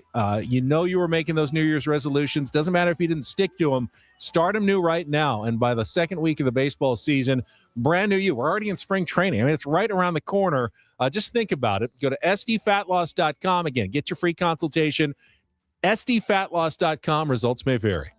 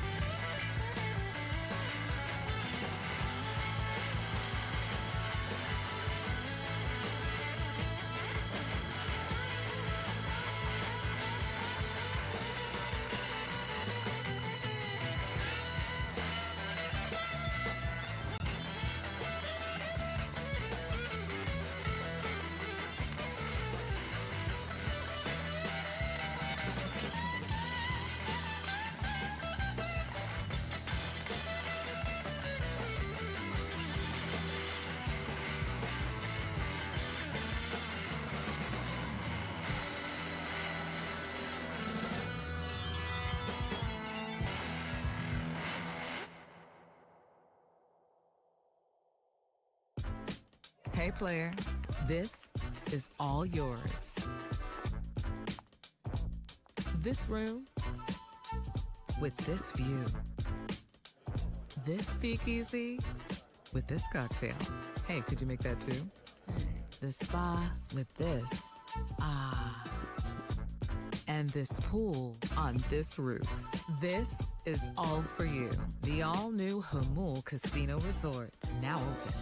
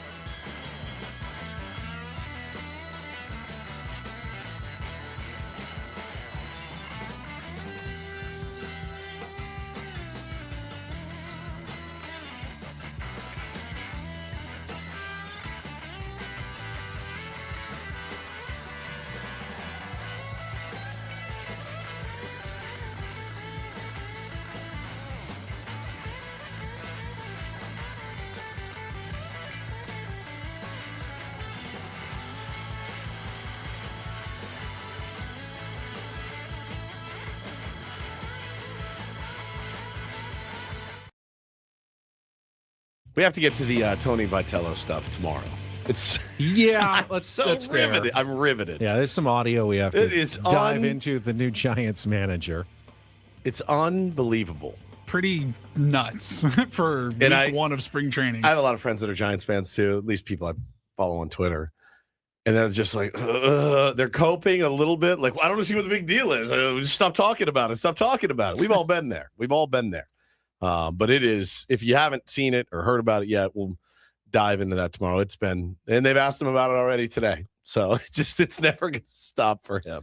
We'll also get to wake up tomorrow, talk about an Aztecs basketball game tonight, 7:00, CBS Sports Network, hosting Grand Canyon, looking for revenge after remember the controversial 1-point loss. Yes. They had the ball, they had the lead. BJ Davis went to the foul line. Few seconds left, missed the front end of the 1-and-1, and then Grand Canyon drove down. Kind of a mystery foul was called with 1 second left, and they hit both free throws. Yep. They won that game by 1, but you don't want to get swept by a team in your conference that's also, battling on the fringes of the NCAA tournament. So another big game tonight at Joe Lunardi's bracketology this morning. You got his last 4 in, first 4 out. The Aztecs are the last of the last 4 in right now. So literally the 68th team in the field at the moment, which of course means every game can be the one that either gets you in or keeps you out of the NCAA tournament at this point for San Diego State, but played well on Saturday against Nevada, completed the season sweep of the Wolfpack, getting Magoon-Guath back. We talked a little bit about it earlier. Magoon-Guath, 13 points, 3 of 3 on his 3-point shooting attempts. By the way, didn't even hit the rim on any of them. Absolute swishes. It almost made me mad how well he played on Saturday? Because I'm like, dude, we need that every game, single night. And if they get that, the Aztecs, and Steve Alford, the coach of Nevada, said it after the game, they're a completely different team. If Magoon Guath plays like that, they're on a different level than we thought they are. Now, can he keep it going? Guath, after the game, said getting that brace off his knee that he had played with all season before he had the hip injury, he said, it's like getting 2 pounds off my knee. I can move so much better, looked so much better. Now, if he stays healthy, plays like that, the Aztecs aren't only going to make the NCAA tournament, they could go on a run in the NCAA tournament, but one game does not mean Magoon Guath is back necessarily, and this one's not going to be easy. LZ Harrington is going to be out again. He had a really good game against Grand Canyon the first time. Reese Dixon Waters has played well. 14 straight double figures games, had another 20. He has quietly really gotten back to where he was before the injury, before he missed last season. The concerning part for the Aztecs is Miles Bird remains a mystery, maddeningly inconsistent offensively. Yeah, he still brings the energy, brings the defense, steals, gets in the passing lanes, but the shot is just either there or it's not. And you can kind of see right away, like it's either those 3-pointers that just clang hard off the rim, or, he's making the NBA range threes. And I just don't know, it feels like their season's going to come to an end one day because Miles Bird can't get the ball to go into the basket. And I wonder, at some point, does Brian Dutcher have to say, we need more shots from Guath, we need more shots from Dixon Waters, and we need less shots?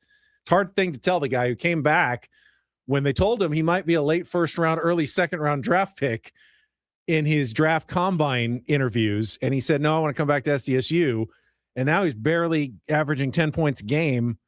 And he's getting passed up by other players on his team and looking like less of an NBA prospect than he did at this point last year. Tough thing to coach for Brian Dutcher. Yeah, it's tough, man. Not like it's not how you start, it's how you finish. There's time. Obviously going to need Miles Bird in every way, offensively, defensively. But having Magoon Guath back is huge. And, they didn't have Magoon when they played GCU last time. First came back, played really, really well. Great. I mean, let's run it tonight. Got to get this win tonight. What's the line? I think the Aztecs are favored by about 7. Okay. Let me see if I can find it I like to be accurate. That was a bit of a guess. I have got SDSU. Come on. Minus 8.5. 8.5. I got 7.5 on ESPN. It started at 7.5. Now it's at 8.5. All right. 7 p.m. tonight.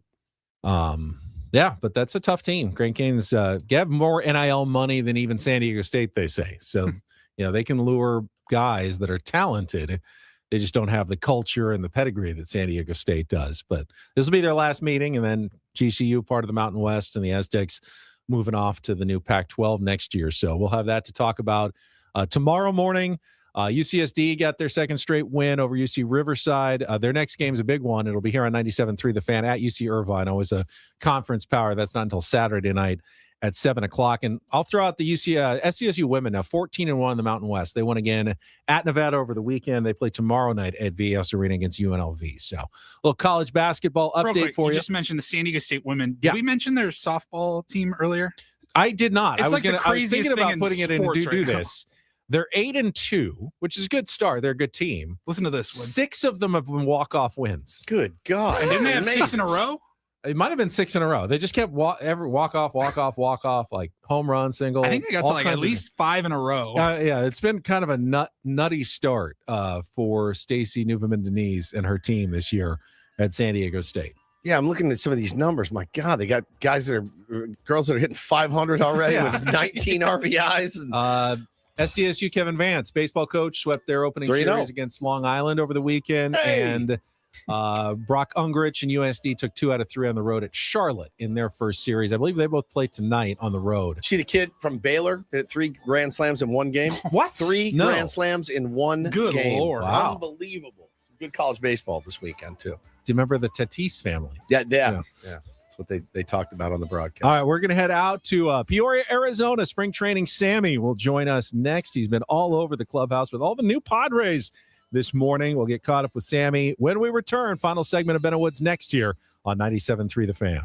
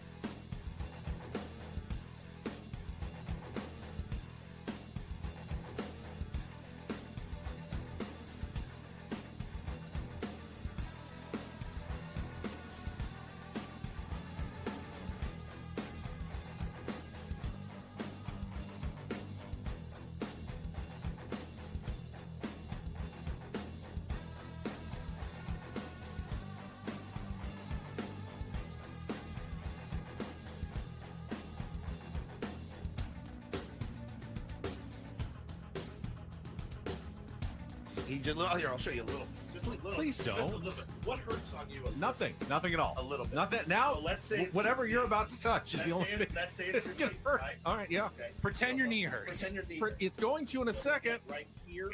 Oh, that is not pleasant. Hey, player, this is all yours. This room with this view. This speakeasy with this cocktail. Hey, could you make that too? The spa with this. Ah. And this pool on this roof. This is all for you. The all-new Hamul Casino Resort, now open.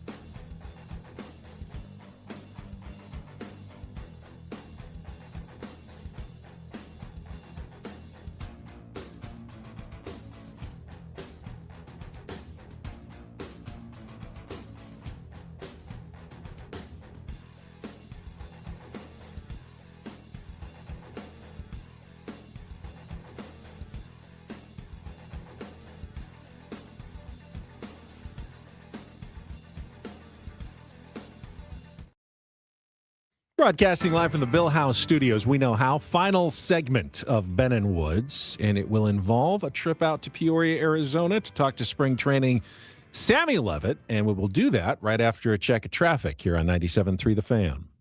From the 855 Get Ross Traffic Center. Injured? Demand justice. Demand Jurowitz. 855GetRoss.com. Here's Kelly Danick. Traffic is sponsored by Rivermark Medical. Well, crash is finally cleared on North 5 Coastline near Harbor Drive, but now South 5 Coastline just before Harbor Drive.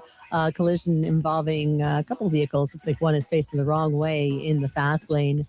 Some malfunctioning traffic signals causing a bit of confusion near Mesa Boulevard off-ramp of northbound 805. Rivermark Medical is conducting a rapid 3 study for Floss Stent, a minimally invasive device designed to relieve symptoms from BPH. Men 45 or older suffering from frequent, painful, or difficulty urinating may qualify. Learn more at rivermarkmedical.com. That's rivermarkmedical.com. And Kelly Danick with Ben and Woods, San Diego's #1 sports station, 97.3 The Fan.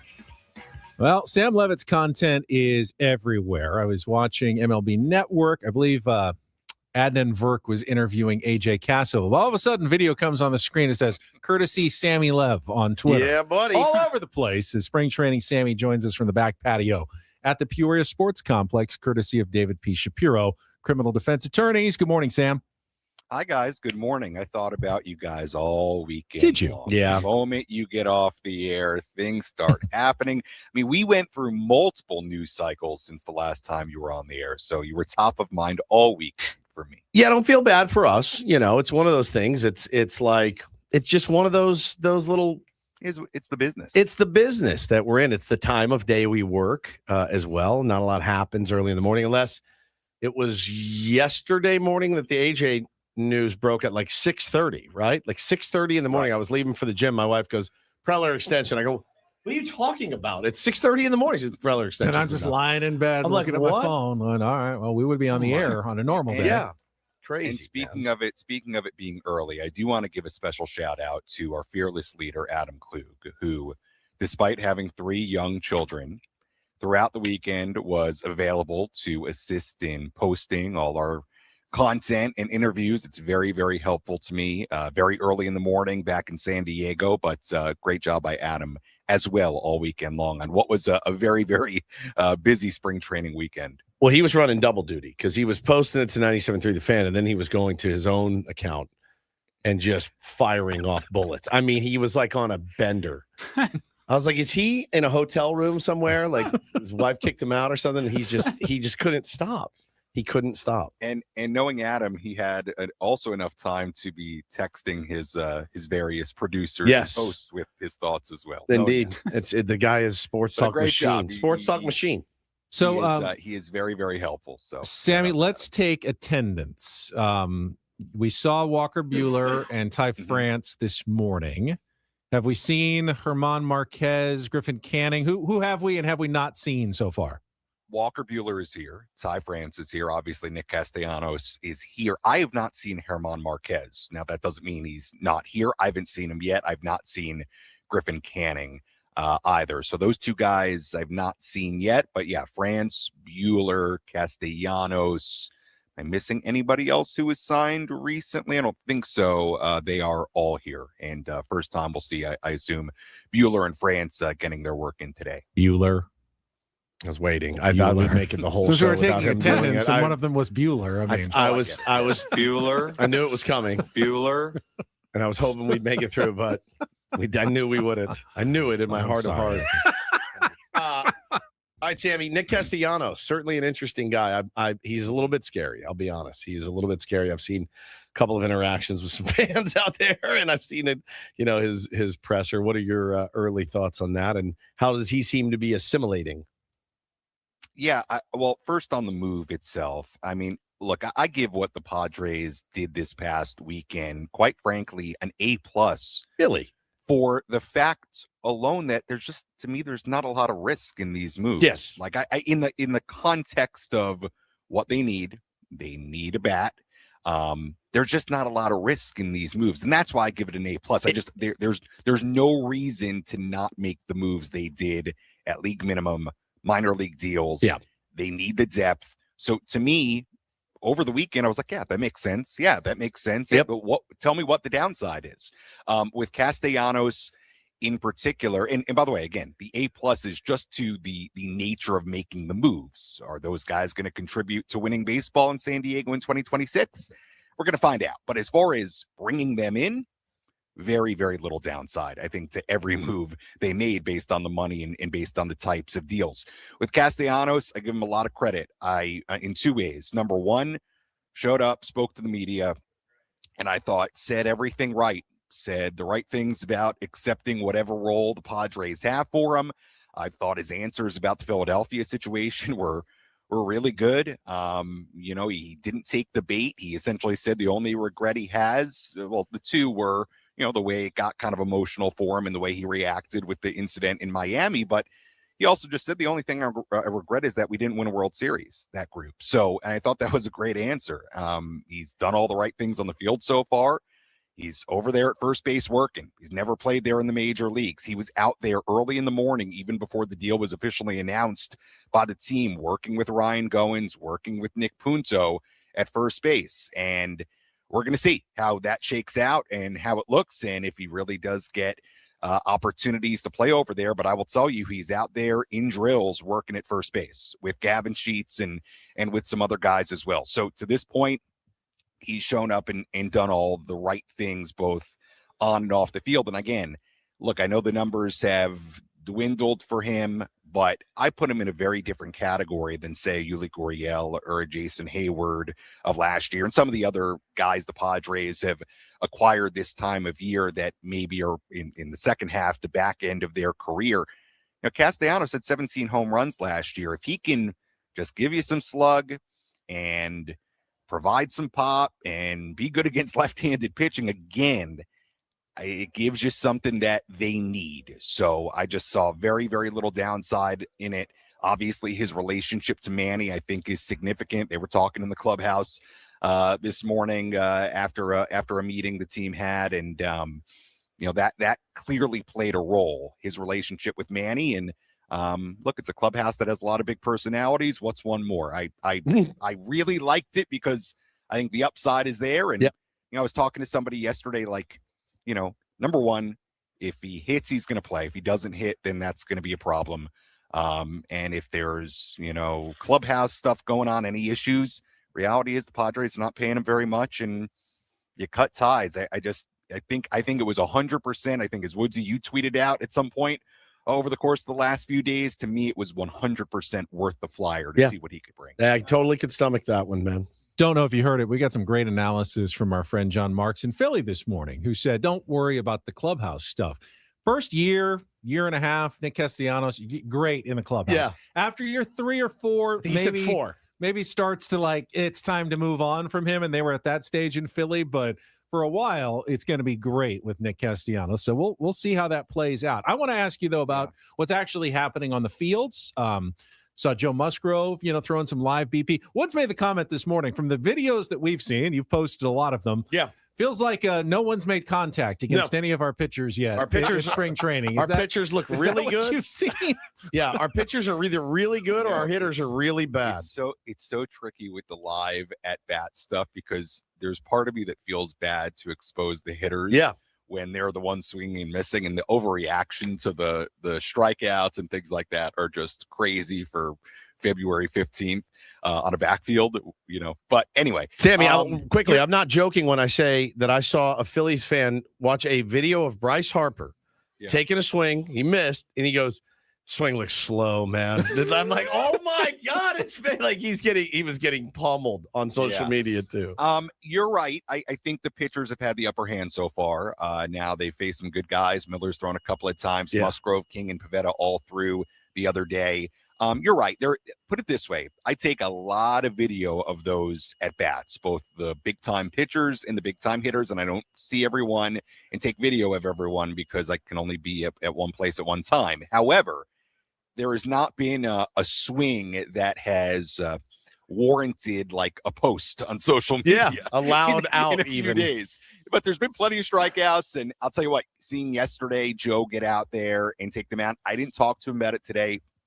I don't know if that's the first time he's faced hitters in that situation since working his way back from the Tommy John, but that was great to see yesterday. And he looked good. I mean, he got Cronenworth a couple times for whatever it's worth. And, but you're right. I think the pitchers have been a little bit ahead of the hitters in the live at bats, which for this time of year in mid-February is it's the ultimate catch-22 though, because if the hitters were just bombing 500-foot home runs, you go, Mason Miller. Oh my God, the pitching is terrible. You can't win an inter-squad matchup. And I will tell you from a content standpoint, it's a total catch-22 because if Manny hits a home run off whoever, Mason Miller, whomever it might be, then you're making the pitcher look bad. And I always post this stuff. I'm like, I hope the guy that got the worst end of it doesn't see it. But now it is what it is. Sammy, who was it that was it you that got your hand? Who got their hand slapped over the weekend by? I saw a tweet come out. Oh, I saw that. Media members. That wasn't about me. Okay, good. Media members in areas they weren't supposed to be. I'm not. I don't know who it was about, but stay out of the showers, Sammy. It was not the showers. It wasn't. It was the area between the dugouts, and you got to stay on the warning track. I'm a pretty seasoned spring training vet at this point with the video and where I go, and so it was not about me, but. Over the weekend, there were a lot of people here, a lot of TV cameras from local stations, a number of people that showed up over the weekend and got their money's worth as far as the trip. They got a lot of content out of the weekend. So it got busy, and now it'll probably kind of slow down before you guys get here. Good question here in the chat. Says, any special consideration for reps for the WBC players, more reps, real-time scenarios, etc.?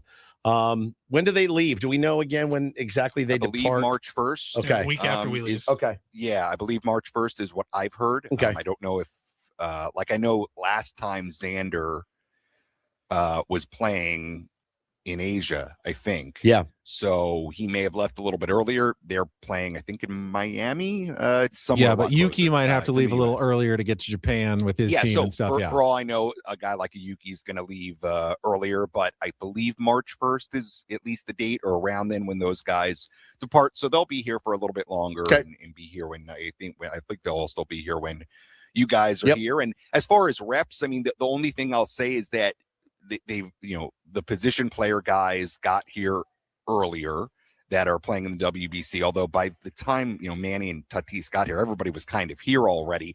And those guys, maybe the live ABs have happened a little bit quicker, but I don't feel like there's been much of a difference from spring trainings past with those guys and the timing of everything going on, and games are going to start at the end of the week, and we go from there. So to me, it's been very, very similar. I don't think anything super extra goes on with those guys leaving. Anything from Craig Stammen this morning? Is he still counting his media sessions, or is he giving up 12 on down? He didn't do it today. He did do it a couple of times over the weekend. He didn't do it today.